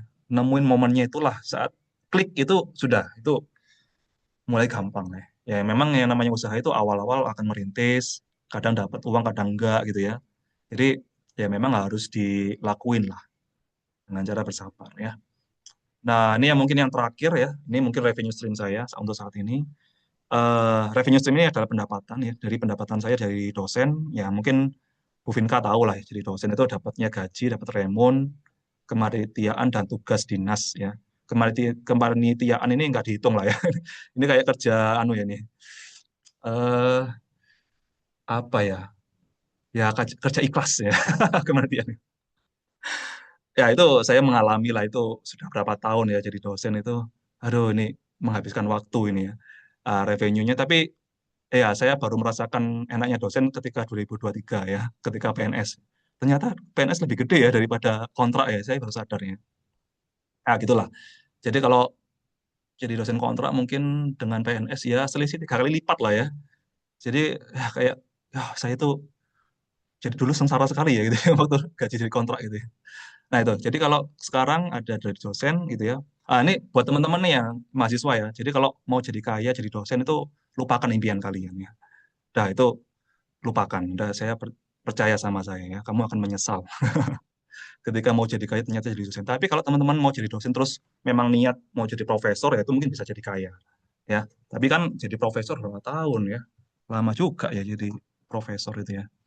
Yang kedua, dapat revenue dari las besi ya, saya dapat gaji, ya saya akhirnya bisa menggaji diri saya dari las besi. Jadi keuntungan proyek itu masuk ke kas perusahaan, saya nggak ngambil keuntungannya, ingat teman-teman ya. Seperti yang saya bilang tadi, saya cuma ngambil gaji. Jadi saya itu ya sebagai karyawan di kelas besi itu ya. Saya dapat gaji dan saya ngambil dividen. Saya ngambil dividen tiap 3 bulan sekali. Jadi kalau misalkan selama 3 bulan itu surplus, gaji aman semua, saya ambil dividen. Tapi kalau 3 bulan itu ada yang untung, ada yang rugi lagi, ternyata hanya nutup untuk gaji, ya udah saya nggak ngambil dividen. Tapi selama 3 bulan beruntun itu ada selisih profit tinggi, ya udah itu saya ambil dividen. Ya. Nah, keuntungan las besi juga sebagian masuk ke investasi lagi. Jadi las besi itu selain revenue-nya dari pendapatan kontraktor, dia juga dapat keuntungan dari investment ya. Investment kita di saham sama di Bitcoin. Mostly di Bitcoin gitu ya. Kemudian yang ketiga, revenue kami dari AdSense YouTube. Ini tingkat, ya YouTube itu sangat mengenaskan ya. Kecil sekali YouTube itu. Jadi kalau teman-teman di konten yang edukasi seperti saya itu mungkin sepi ya. Tapi kalau bikin konten YouTube yang entertain mungkin agak ramai. Kalau di education YouTube itu sepi. Tapi keuntungannya education YouTube sekarang itu kita bisa ngasih tag produk ya. Mungkin saya belum dapat revenue dari sana sih. Kemudian yang kedua, YouTube itu bisa menggiring orang untuk beli kelas premium. Ya, kita punya kelas ya. Saya jual kelas juga, namanya Dealing ID ya, namanya kelas konstruksi. Saya jualan kelas tentang MS Project. Saya jual kelas RAB. saya jualan template RAB bahkan itu laku loh ya, tiap hari itu ada yang beli ya.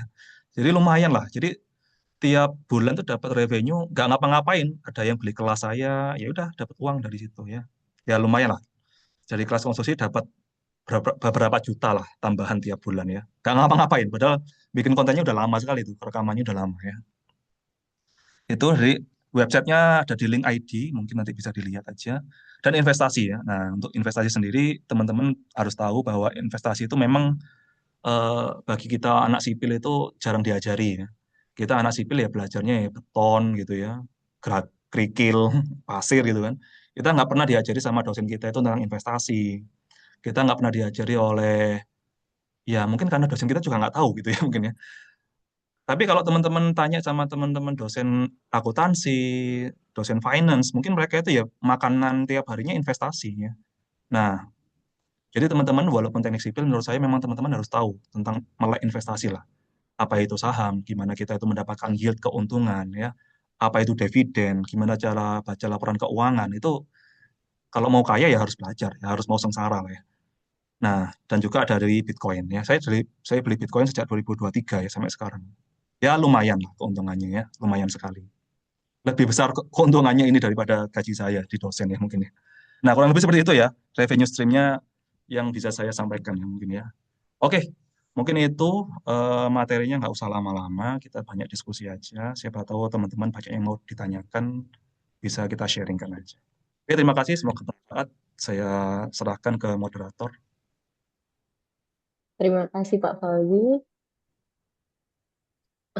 Kalau dari materi yang disampaikan Pak Fauzi itu sangat mengena, tidak hanya kepada mahasiswa, tapi juga ke dosen baru seperti saya. Terima kasih Pak. Iya, Jadi iya, iya. pengalaman Agak pengalaman iya pengalamannya Pak senasib. Fauzi ini, pengalamannya Pak Fauzi itu beliau dapatkan di tahun 2019 ya Pak ya. Itu titik Ya, balik. ya, Nah, 2019 mulainya. tuh. Jadi untuk kenapa kita share pengalaman Pak Fauzi ke adik-adik mahasiswa itu agar adik-adik mahasiswa tuh belajar lebih cepat daripada Pak Fauzinya. Jadi bisa mulai lebih cepat daripada kami-kami yang sudah melewati hal-hal ini. Nah, ini benar materi yang paling sangat menarik karena langsung belajar pada suhunya langsung Pak Fauzi. Terus Siap, juga siap. tentang konten kreator zaman sekarang itu Ya, paling hits sekarang.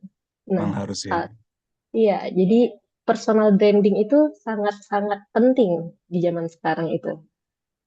Jangan kita membuat konten yang eh, joget-joget itu nggak menarik sebagai personal branding kita nantinya. Jadi kalau misalnya kalian mau mulai sebagai profesional, adik-adik mahasiswa, itu bisa bangun personal brandingnya itu yang profesional. Kayak Pak Fauzi tadi bilang, misalnya ada tugas kuliah mendesain sesuatu, itu bisa kalian jadiin konten nantinya. Di TikTok atau di YouTube, bagaimana kalian menyelesaikan tugas desain tersebut. Itu pasti banyak teman-teman yang mengerjakan desain di tahun selanjutnya, itu bisa belajar dari YouTube kalian. Terus dapat Ya, view-nya. ya, Benar betul. ya Pak Fauzi ya? Betul, betul. Tuh. Kan berulang terus ya. Masih ada mahasiswa Hmm, baru lagi gitu kan. benar. Nah, itu salah satu ide konten untuk adik-adik mahasiswa nih. Nah, selain adik-adik mahasiswa, saya mau mengucapkan terima kasih Bu Santi Widi Astuti dari Politeknik Negeri Bandung sudah hadir. Juga Bu Ana Elvaria dari Politeknik Negeri Sriwijaya sudah hadir. Terima kasih. Terima kasih kembali Bu Vinka sudah mengundang. Ya, Bu Pureza juga terima kasih sudah hadir. Oke, jika ingin ada yang bertanya, peserta silahkan bisa lewat kolom chat, bisa juga lewat fitur reset. Apakah ada yang ingin bertanya?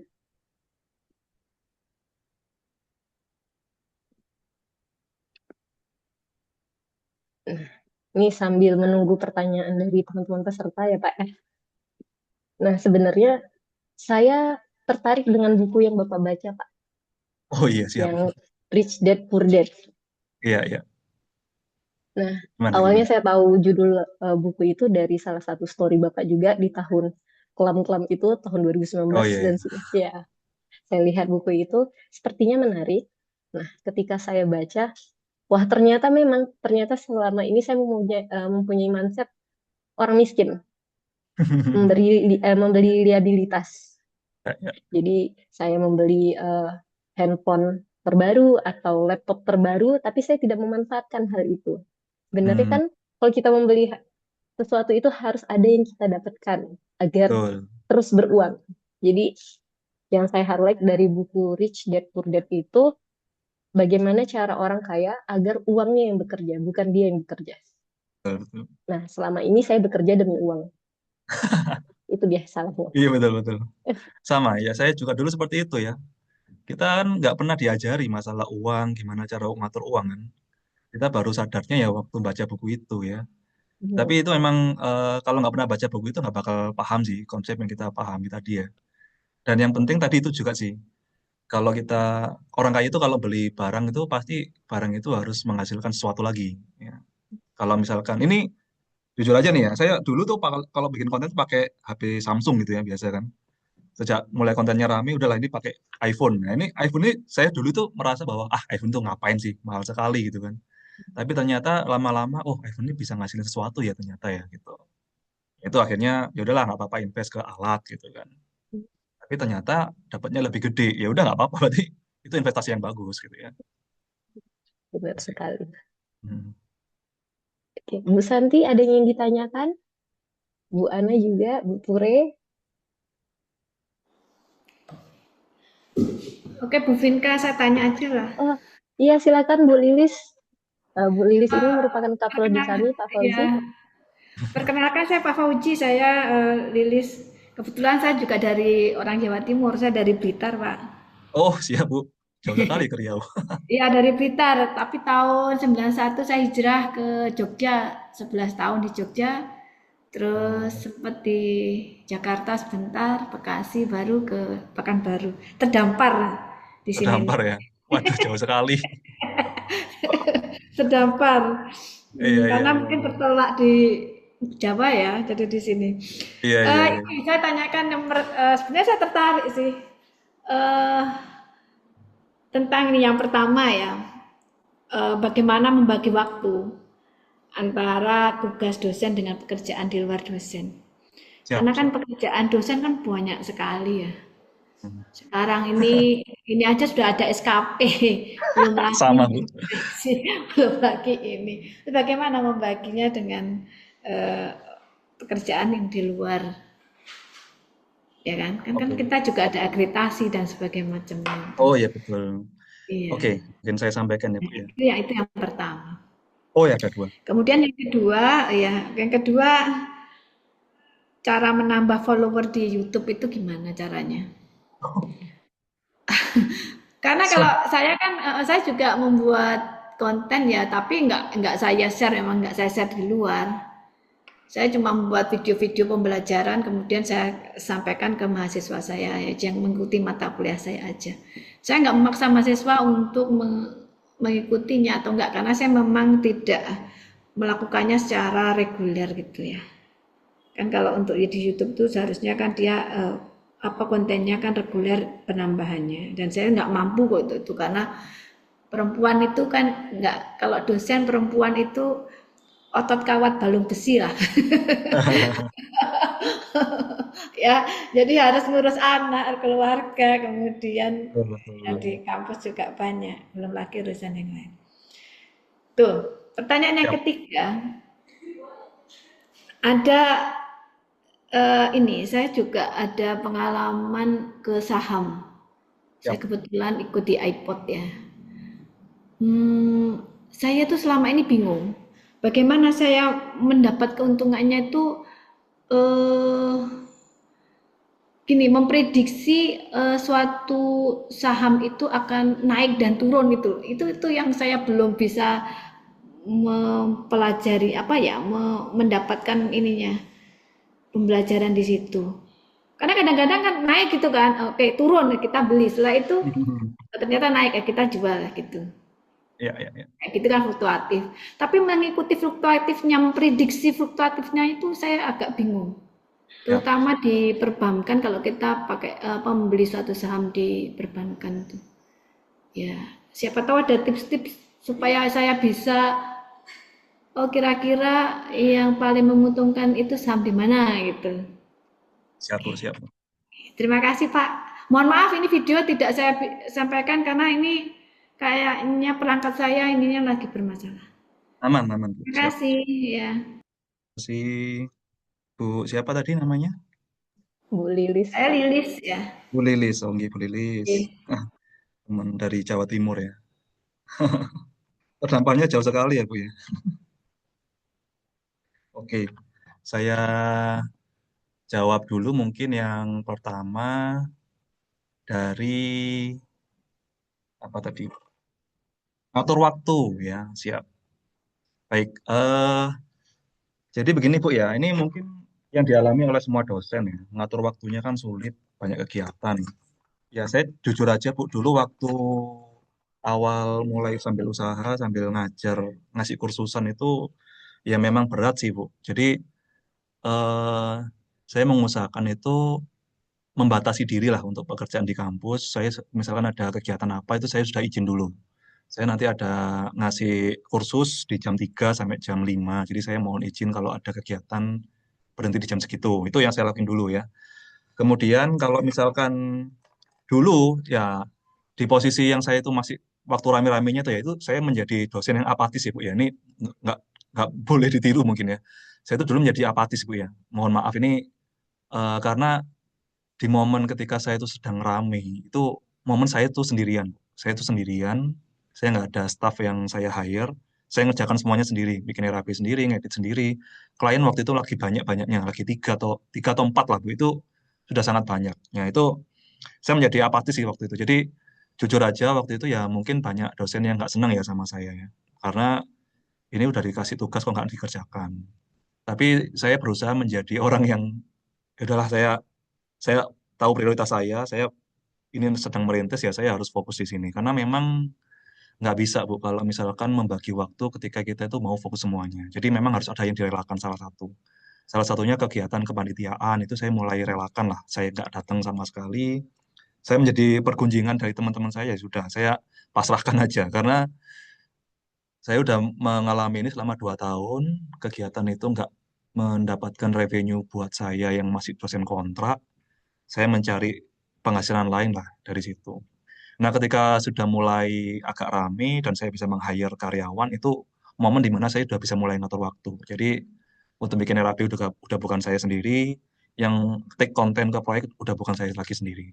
Nah, disitulah saya udah mulai ada momen untuk, oke, saya bisa nih, eh, bisa ngatur. Jadi, memang harus bisa delegasi, Bu ya. Jadi, kalau kalau di posisi sekarang saya delegasi karena saya udah bisa gaji mereka, ya. Kalau dulu kan saya nggak bisa gaji karena pendapatannya masih fluktuatif ya. Nah kalau di kasus teman-teman dosen yang mau merintis usaha, ya memang kalau saran saya usahanya itu jalan dulu sampai dapat penghasilan konsisten selama 3-4 bulan dengan angka tertentu. Misalkan nih, saya waktu itu sudah mulai PD untuk meng-hire itu ketika penghasilan saya profit nih ya, tiap bulan bisa 10 juta ke atas. Itu saya udah mulai meng-hire 2 karyawan ya. Waktu itu ya saya, eh sorry, 6 juta waktu itu, masih 6 juta, profit 6 juta. Awal-awal 6 juta, tiap bulan selama 3 bulan berturut-turut itu saya profit 6 juta, menerus. Nah ini saya mulai yakin nih, bisa nih kayak ini ya. Saya mulai hire mahasiswa saya waktu itu. Part-time aja dia kerjanya. Part-time, gajinya ya nggak terlalu banyak, ya sekitar 1 jutaan lah waktu itu. Tapi kerjanya enteng, masih ngambil konten. Ya. Jadi mulai harus bisa delegasi. Kalau menurut saya sih, ngatur waktunya yang kita nggak bisa kerjakan semuanya sendiri, harus cari tim ya. Nah, apa yang perlu kita delegasikan? Nah, kegiatan yang berulang dan terus-menerus butuh kehadiran kita itu yang harus kita mulai delegasikan ya. Itu yang coba saya dulu mulai delegasikan. Jadi cara atur waktunya gimana? Kalau awal mulai usaha nggak mungkin ngatur waktu, harus ada yang direlakan. Dosen waktu itu saya relakan, Bu. Jadi wajibnya aja yang saya kerjakan ya. Wajibnya dosen ya, Tridharma itu wajibnya. Kalau kegiatan itu saya hilang ya. Saya menghilang waktu itu ya. Tapi kalau sekarang saya bisa kembali lagi karena saya udah punya tim. Jadi atur waktu caranya gimana? Delegasi waktu, delegasi ke orang lain. Kalau menurut saya seperti itu. Termasuk ya kita meng-hire asisten dosen lah misalkan. Ya kita gaji sendiri, tapi kita dapat revenue lain untuk menggaji mereka. Nah itu bisa kita lakukan. Yang kedua, gimana biar video rame YouTube. Nah ini saya juga sebenarnya nggak ngerti ya caranya gimana biar rame. Tapi karena kita itu konsisten aja ya, Bu ya. Mungkin saya share ya YouTube saya ya. Ya ini YouTube saya, teman-teman ya. Jadi dulu subscriber masih 100 ya waktu itu ya. Ini naiknya juga eh, barusan-barusan ini ya. Sejak saya hit 10.000 ini juga barusan ketika awal 2025 ya. Saya bikin kantor itu ya. Mulai agak niat gitu lah maksudnya. Dulu nggak niat ya.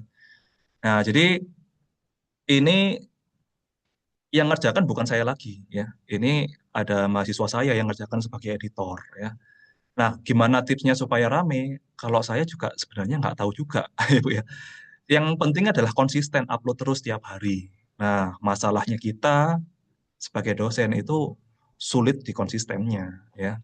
Karena kita itu masih ada pekerjaan lain. Nah, kalau memang niat ya memang kita harus sediakan waktu sih untuk itu ya. Ya kita atur waktu sendiri. Ini saya banyak upload itu ketika COVID waktu itu.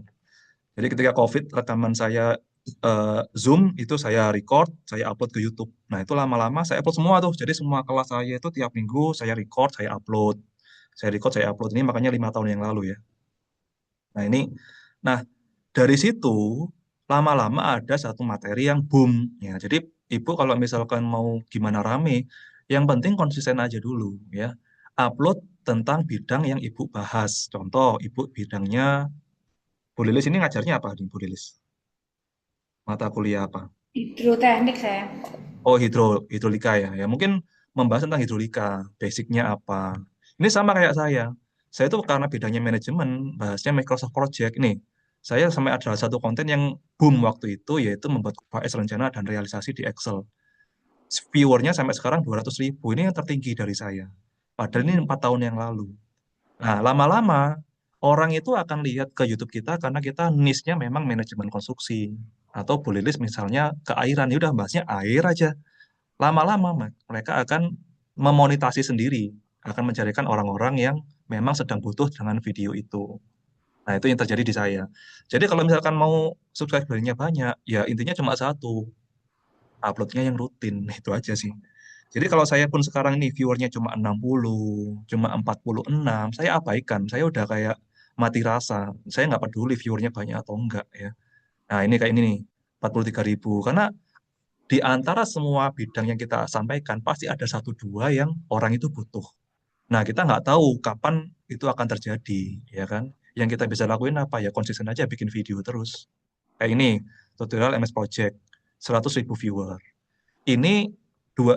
Jadi kalau teman Ibu ketahui ya, subscriber saya tuh boomnya cuma karena beberapa video aja. Yang lainnya ya udah sepi-sepi aja nih Bu, ya 300, ya kan? Cuma berapa ya? Ya ada yang cuma 200 viewer ya. Jadi saya abaikan tuh. Jadi saya nggak peduli viewernya berapa. Yang penting saya upload terus. Ya kayak gitu sih. Nah kalau sekarang saya udah hire yang editor. Jadi editornya dari mahasiswa juga ya. Jadi malah mahasiswa yang saya hire untuk ngedit ini tuh malah ngerti Bu. Jadi dia tuh malah karena dia motongin video saya, dia tuh jadi belajar ya. Oh, bikin RFP gitu ya. Makin pintar anaknya malahan. Bukan karena belajar di kelas, karena motongin video saya itu mahasiswa saya jadi pintarnya karena itu ya. Nah, kayak gini. Jadi itu ya. Jadi kalau tipsnya supaya rame, kalau di edukasi ya jujur aja agak sulit ya memang edukasi ya. Kalau di YouTube itu ramenya ya memang yang entertain gitu ya. Kalau Ibu itu di bidangnya edukasi, viewernya jarang itu hal yang normal sih. Cuman kita sering nggak konsisten apa nggak uploadnya itu aja sih. Ya mungkin dengan beberapa editing-editing yang bagus mungkin bisa ya Bu ya. Cuman editing saya juga jelek juga sih. Saya itu cuma rekaman ngomong, udah tak cut, cuma tak tambahin ini aja Bu. Tambahin thumbnail ini aja, sama Iya. kasih sedikit gitu sih.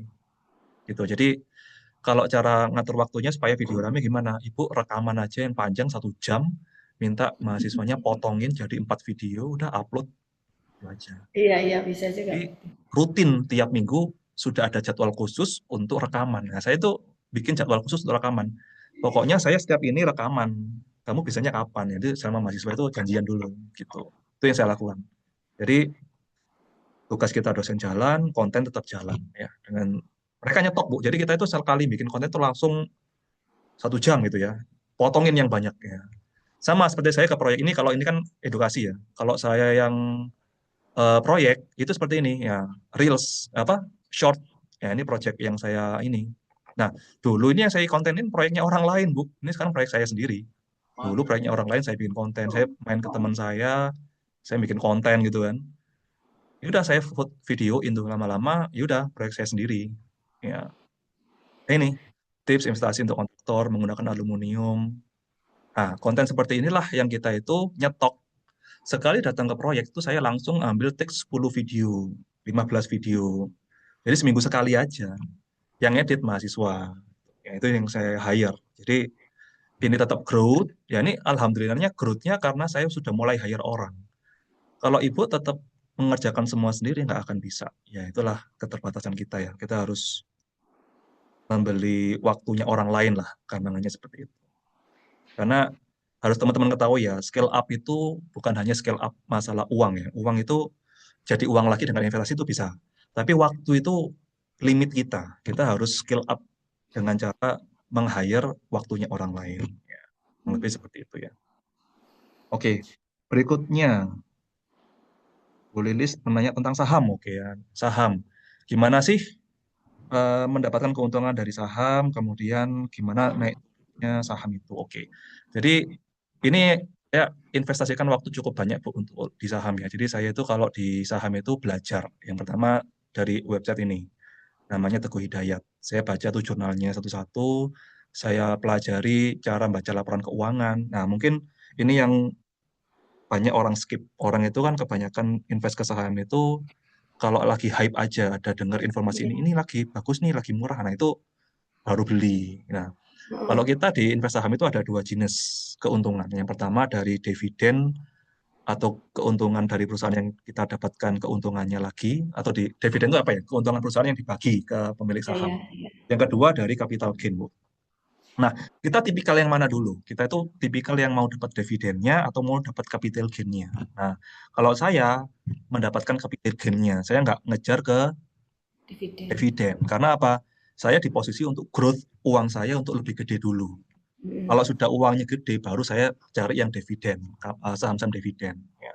Kayak dividen itu contohnya apa ya? Contohnya kayak BRI, Bank Mandiri, ya kayak bank banking lah, bankingnya seperti itu. Nah, cara dapat untungnya gimana ya? Ibu harus meluangkan waktu untuk belajar sih, kalau menurut saya ya. Nah, ada dua tipikal orang di saham. Ada yang investor, ada yang trader, Bu. Nah, sekarang Ibu harus tahu sendiri, Ibu itu sebagai trader atau investor. Kalau sebagai atau spekulan mungkin yang keempat. Yang ketiga, spekulan itu apa? Pokok dengar apa, bagus beli. Itu spekulan namanya. Jadi terdengar omongan orang, beli ya ikut beli. Terus nggak tahu kapan jualnya. Itu kan, ya, itu spekulan. Nah, kita harus punya fondasi dulu, Bu. Kita belajar untuk invest di saham itu sebagai investor atau trader. Kalau saya belajarnya dulu dari investor. Caranya gimana? Saya baca laporan keuangan. Saya lihat price to book value, PE ratio, gitu ya. Itu agak teknisnya orang finance ya. Tapi saya membaca laporan keuangan itu lihat dari keuntungan dia ini dan proyeksinya ke depan gimana sih gitu ya. Nah itu lama-lama udah ada feelingnya Bu. Kalau sudah terjun lama ya. Ya kayak contoh kemarin waktu COVID. Dari pelajaran beberapa tahun sebelumnya, setiap COVID itu setiap resesi itu pasti terjadi setiap siklus 8 sampai 10 tahun sekali ya. Kayak kemarin di waktu COVID itu, wah itu saya sangat cuan besar tuh. Karena setiap resesi itu pasti ada saham batubara yang naiknya sangat tinggi. Nah, jadi saya waktu COVID kemarin tuh all in di saham batubara waktu itu. Yaitu untungnya, ya itu portofolio saya gede besar waktu COVID, 2 kali lipat waktu itu. Karena apa? Kita belajar bahwa, oh, kalau masa resesi ini waktunya belanja, bukan waktunya anu. Kalau melihat murah enggaknya ya, harus lihat fundamental perusahaan. Kira-kira perusahaan ini harganya murah apa enggak? Ya, harus dibaca laporan keuangannya sih, Bu. Kalau menurut saya sih gitu. Itu sih. Jadi kalau mau naik turunnya, ya itu berdasarkan fundamental perusahaan. Kalau fundamentalnya masih bagus, kita akan jaga. Kalau fundamentalnya udah mulai turun, ya kita jual. Nah, kalau di saham itu ada ini Bu, ada fair value namanya. Fair value misalkan BRI. Ini saya ambil contoh BRI aja ya. Saya spill BRI. Kenapa saya BRI? Karena saya punya sahamnya BRI sekarang. BRI itu menurut fundamental saya, dia itu harga fair value-nya itu di harga 4.800. 4.600 sampai 4.800. Itu harga idealnya dia berdasarkan record masa lalu dengan performa saat ini, dengan harga saat ini. Dengan apa? Dengan revenue perusahaan saat ini itu harusnya dia itu di fair value 4.600, 4.800. Sekarang harga Bank BRI atau BBRI itu 3.600. Ya saya beli sekarang. Iya. Ya, ketika dia mencapai 4.600, 4.800 dari hasil hitungan fundamental saya, ya udah itu saya jual. Kalau lebih dari 5.000 ya udah saya jual habis misalkan. Ya, itu sih. Kalau saya sih karena lihat laporan keuangannya kayak gitu. Nah, pertanyaannya kenapa Pak bisa ada saham yang turun, ada yang saham itu naik tinggi? Ini sama kayak sistem pasar, Bu. Kalau supply-nya itu sedikit, yang demand banyak pasti harganya naik. Ya, sama lah kalau misalkan banyak yang jualan Bank BRI, yang beli dikit pasti harganya turun. Nah, yang terjadi di Bank BRI sekarang itu sama. Asing banyak yang jualan saham Indonesia. Bank BRI itu banyak dijual asing ya. Asing itu investor luar negeri lah. Akhirnya apa? Harganya turun, yang jual banyak. Nah, itu peluang buat kita yang retail-retail ini untuk beli ya di harga murah. Tapi nanti kalau investor udah masuk lagi, pasti yang beli antri, yang jual dikit, harganya lama-lama naik. Ya, jadi skema pasar itu ya kayak skema market biasa, supply and demand. Banyak yang beli, harganya naik, banyak yang jual, harganya turun. Nah, kita kalau misalnya ngerti fundamentalnya dia itu bagus, ketika banyak yang jual, kita waktunya beli. Itu Bu, itu yang saya lakuin. Di kasus saya sekarang, saya BRI cukup banyak. Ya. Di portofolio saya Sekarang sih lagi BRI. turun itu Mas. Nah, sekarang tinggal Ibu kuat nggak nerima realita minus 10% gitu ya. Kalau saya sih Ya. itu, kalau saya sih minus 10% nggak apa-apa, saya abaikan. Saya pernah minus 20% juga. Kalau di BRI minus 10% saya tambah beli lagi. Besok turun lagi saya tambah beli lagi. Nah, karena saya apa? Saya yakin BRI itu nggak mungkin dihargai semurah ini terus-terusan. Ada momen orang itu nanti sadar, dia ini harganya kemurahan gitu. Nanti ketika sudah orang mulai sadar, mulai banyak berita, mulai berita ini disiarkan. Nah, itu kan waktunya orang FOMO ya. FOMO itu banyak yang beli. Ya udah kita jualan di situ. Kalau saya sih prinsipnya seperti itu ya kalau di investment Bu ya. Karena saya bukan trading, saya nggak bisa trading, saya nggak bisa baca chart, saya nggak bisa tarik garis, nggak bisa baca flow, jual Iya, beli saya nggak. sama gitu ya. Iya, karena saya kalau jadi trader ini harus siap dimonitoring terus Bu. Nah, kan saya nggak ada waktu ya. Saya Dan karena kalau tahu kita jadi ngeceknya kan nggak tiap hari juga. betul. Itu. Karena tipikal kita dosen ini adalah waktu siang ini waktu kerja, ya kita nggak bisa jadi trading. Ya kita harus Ya, tahu sendiri bahwa kita itu long term investor. Ya udah yang kita lakuin apa? Ada perusahaan bagus murah kita beli. Udah diem aja, nggak usah dilihat iya, harganya. iya. Berarti kayak gitu ya. Ya. Betul. Saya kayak di BRI sekarang, saya beli terus udah. Kemarin turun lagi beli, turun lagi beli, udah. Jadi average saya sekarang di 4.000 ke bawah. Dulu saya beli di 4.200 Bu. Mahal itu. Waduh kok turun lagi ya? Gak ada uang cash nih ya. Nunggu proyeknya selesai, beli lagi. Karena rata-ratanya di bawah 4.000, oke lah. Itu yang saya lakukan kalau di saham ya. Termasuk kalau saya di Bitcoin. Mungkin Ibu nggak ngerti Bitcoin, teman-teman gak Ya, banyak saya ngerti. nggak pakai. Enggak. Karena saya belajarnya banyak Bu kalau di Bitcoin. Saya banyak belajar ya. Makanya saya belajar itu menumbuhkan keyakinan ya. Nah ini saya belajar Bitcoin ini. Ya sama kayak kita itu belajar teknik sipil gitu ya. Kita itu kalau ngitung RAB, awal-awal kan nggak ngerti ya, tapi lama-lama ngitung RAB terus, lama-lama ngerti gitu ya. Karena kita mendalami RAB itu. Ada feelingnya. Ibu di air. Karena dulu itu sudah belajar di air, desain drainase, lama-lama paham dengan drainase. Jadi ketika ada proyek seperti ini, oh segini cukup. Nah, karena apa kita punya keyakinan. Ya. Investlah ke sesuatu yang kita yakin. Nah, betul seperti itu ya. Kalau ibu yakin ya udah, keyakinan itulah yang kita pegang. Itu sih. Menarik ini ya Bu Lilis ya. Bisa kita bikin webinar satu lagi nih Bu tentang bagaimana menginvestasikan. Iya, karena Hmm. kalau sebagai pendapatan sebagai dosen aja memang nggak ini sih. Enggak, iya. Apalagi Ya kalau saya merasakan ya. ya. Tapi kalau perempuan mungkin tergantung dari suaminya juga, nak. Oh iya betul. Nah, Iya saya kan saya mungkin suaminya.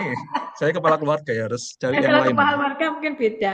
Betul. Mungkin juga mahasiswa akan tahu, oh dosen itu semacam itu.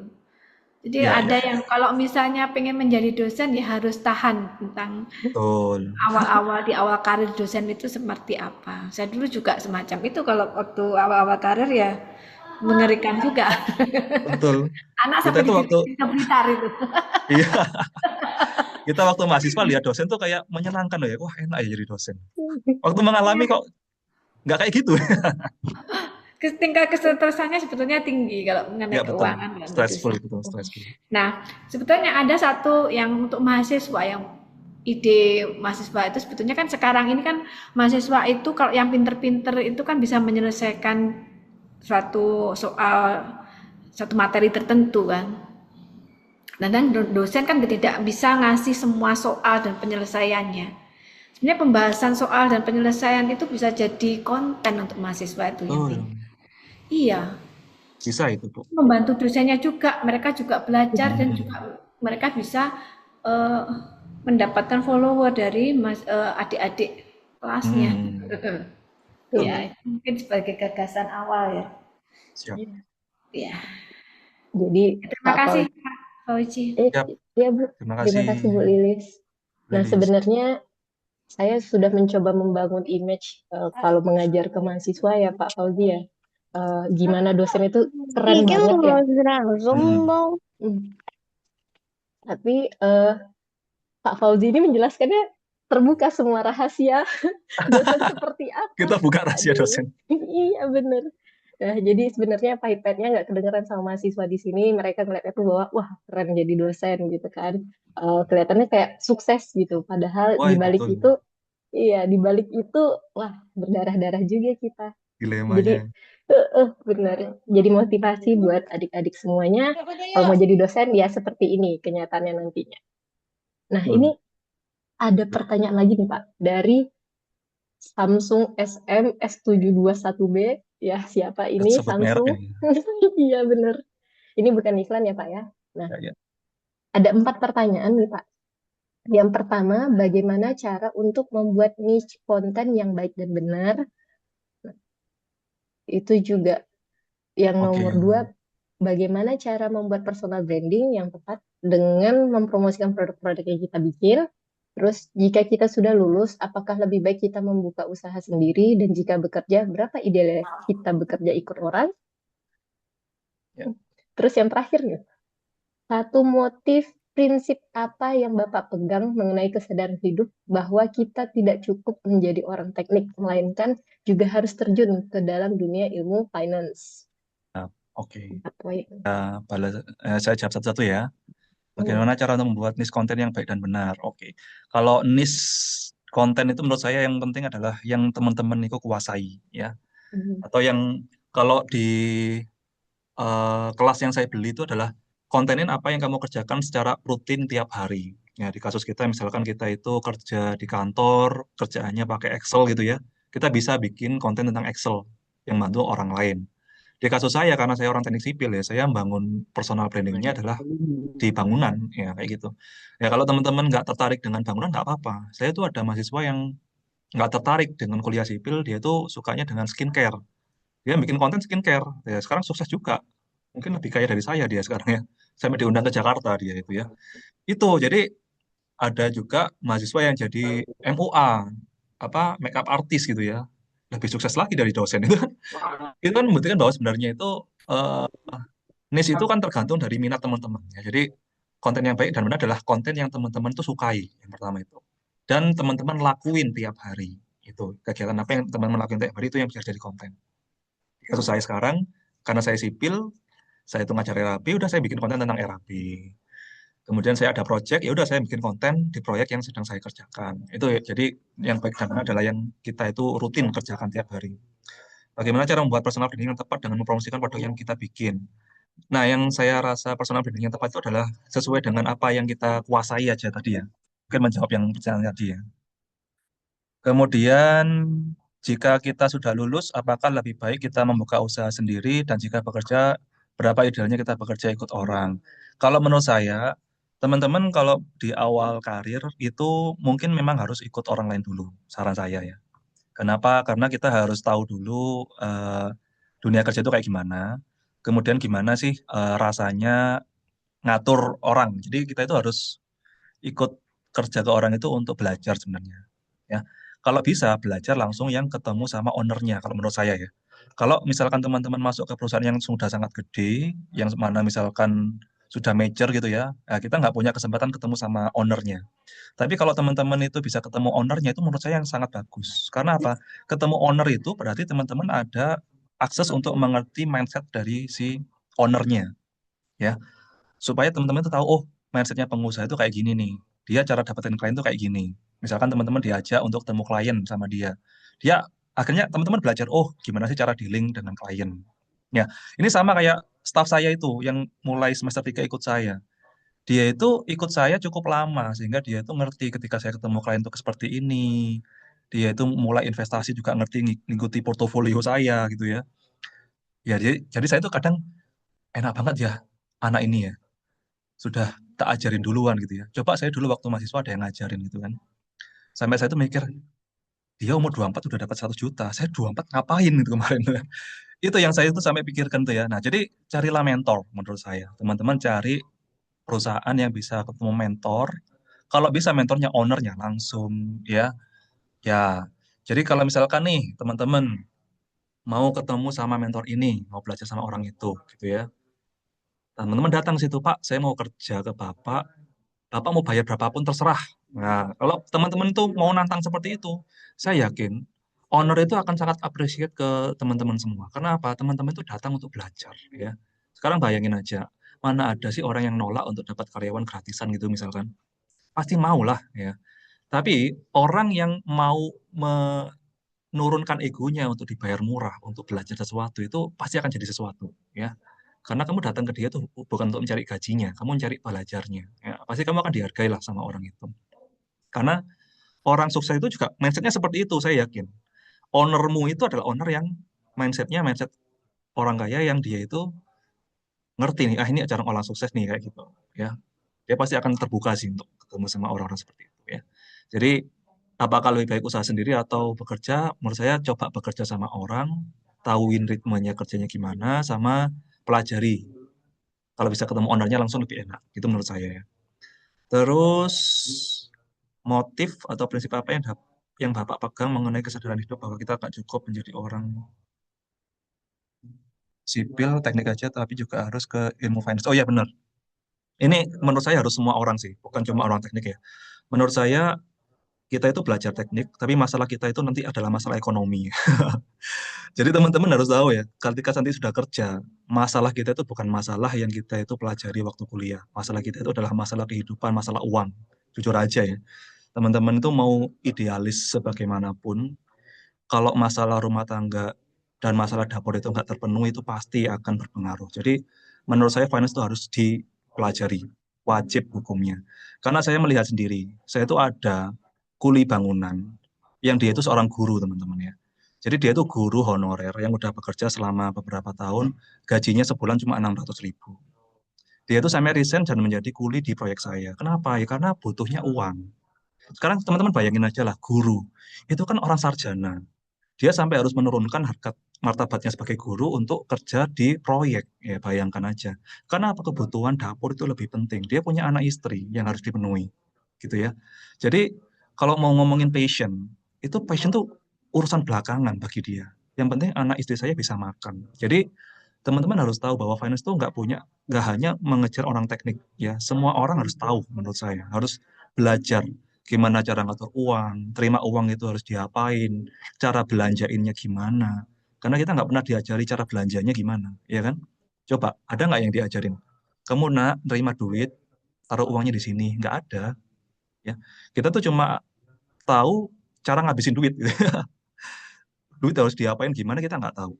Nah, itu yang harus kita pelajari sih. Jadi, prinsip apa yang harus kita pegang, ya ketahuilah bahwa kamu itu masalahmu di hidup nanti itu sebagian besar adalah masalah finance, masalah keuangan.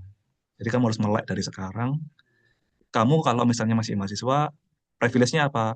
Masih belum punya tanggungan, masih punya peluang untuk gagal gitu ya. Jadi kalau misalkan kamu sekarang itu belum menikah, belum apa, kamu tuh masih bebas lah. Kamu gagal, gagalnya buat kamu sendiri. Tapi buat Pak Guru tadi, dia ngajar selama bertahun-tahun gaji 600.000. nggak bisa dia harus memenuhi kebutuhan dapurnya dia, gitu ya. Itu ya. Jadi kalau di saya itu yang sampai kaget itu ada guru yang ikut saya, ada ustadz, jadi ada ustadz itu yang jadi tukang di saya. Jadi dia setiap malam Jumat itu ya izin nggak masuk ya untuk ngaji gitu ya. Karena apa ya? Jadi ustadz ya cuma kalau ada ini, kalau hari-hari biasa nggak kerja ya gimana ya?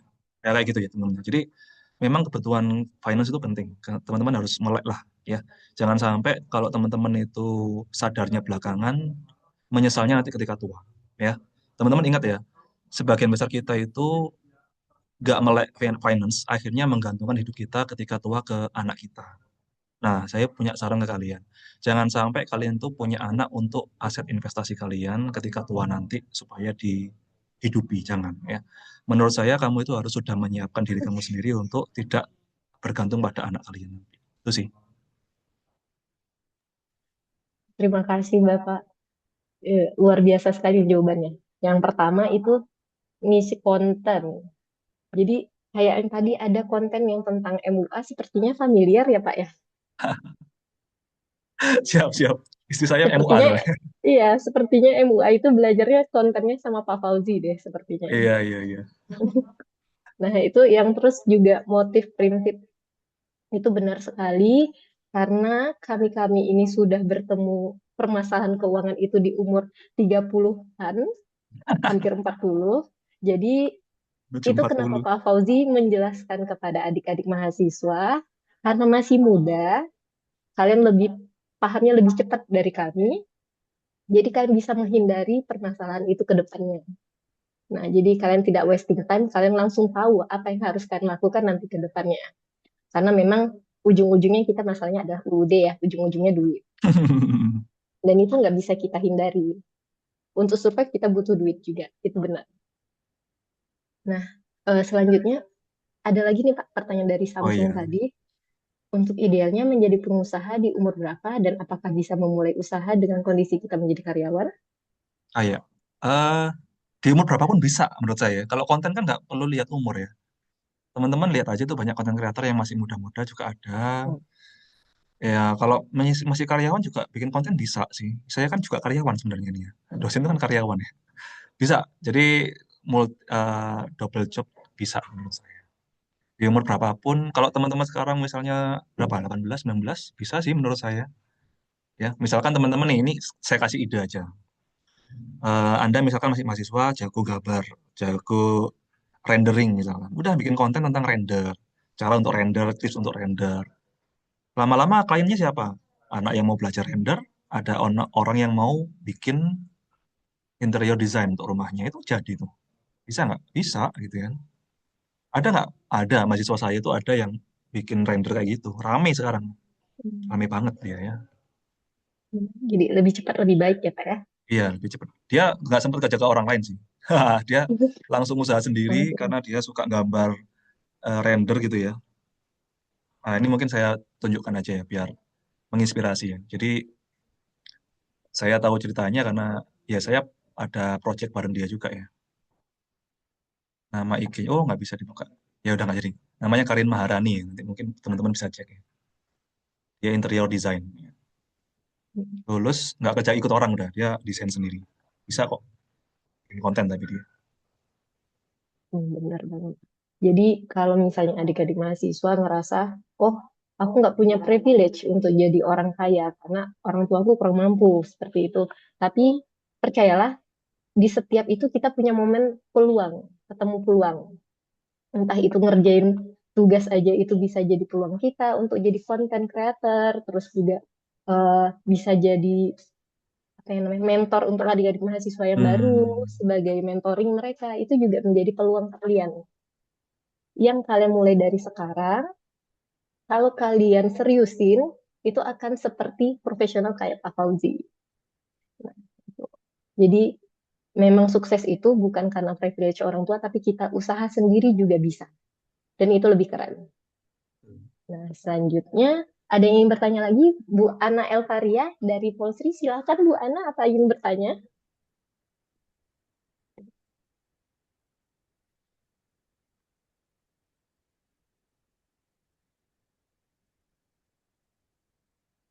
Langsung saja.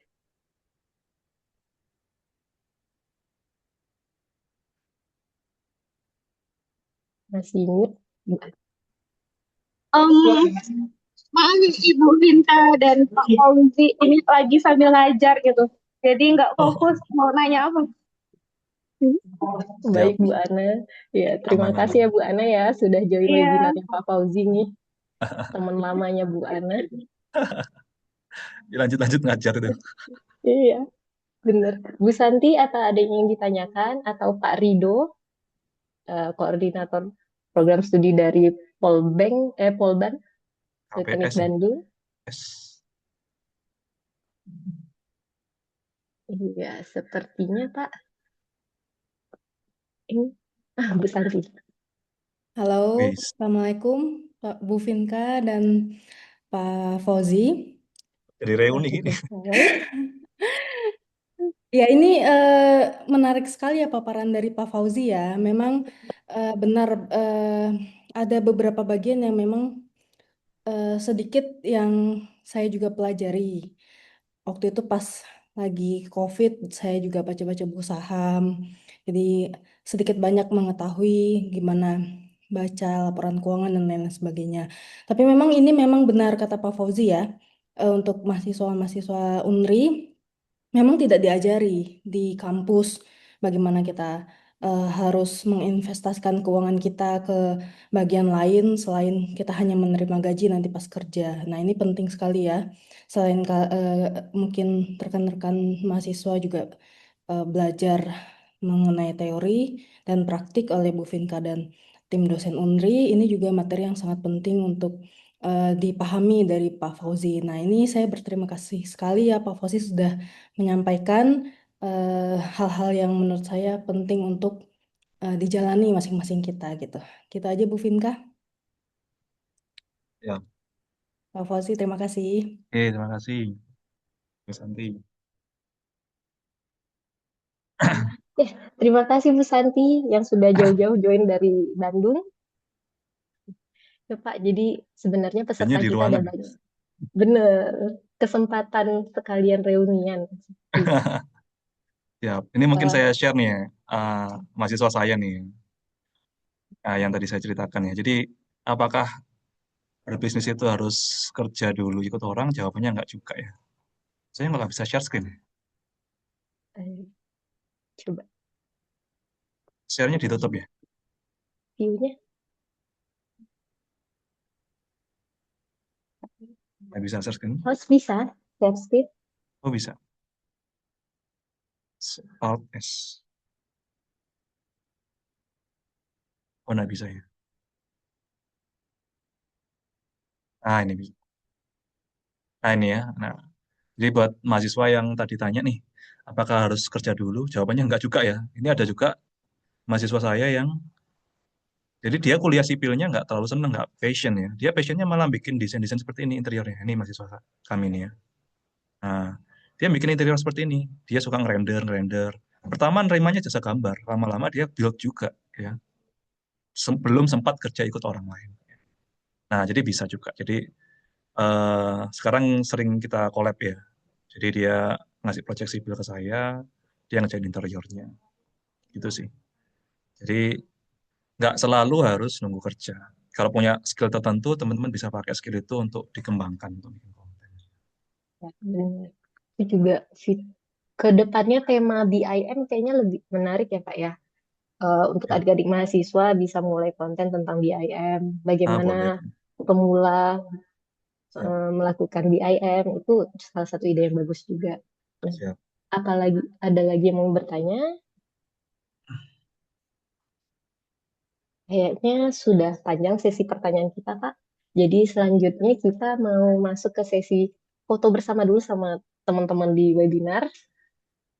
Izin tolong semuanya open cam agar bisa kita mulai sesi fotonya.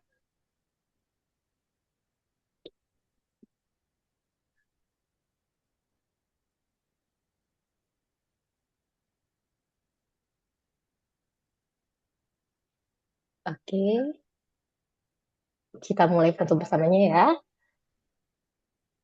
Tim, oke. 1, 2, 3. Senyumnya jangan lupa. Oke. Selanjutnya di halaman kedua. 1, 2, 3. Nah, halaman terakhir ini. Total kita ada 70-an orang, Pak. Jadi Mantap, tolong mantap. 1, 2, 3. Terima kasih. Selanjutnya kita masuk ke sesi penyerahan sertifikat kepada narasumbernya. Nah, ini sertifikat dari kami, Pak. Terima kasih telah menjadi narasumber dan materi Siap. Bapak sungguh sangat menarik. Itu Terima kasih. adalah materi-materi yang terlupakan atau belum diajarkan, jadi bisa punya ide sendiri, itu bisa dimasukkan dalam materi perkuliahan selanjutnya. Terutama tentang saham itu kayaknya harus ada yang melek gitu, mahasiswanya. Siap, siap. Dosennya juga harus belajar tentang saham. Mungkin webinar selanjutnya ya, Pak ya. Iya, siap, siap. Oke. Jadi kita sudah sampai di penghujung webinar kali ini.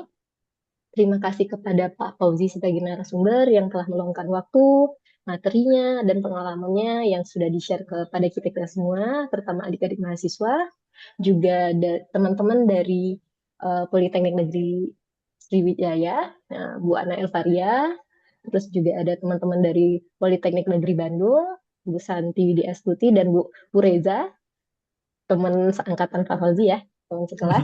Betul. Juga Pak Yusak, Ketua Jurusan, dan juga Bu Lilis sebagai Ketua Poprodi, dan dosen-dosen lainnya, serta adik-adik mahasiswa lainnya.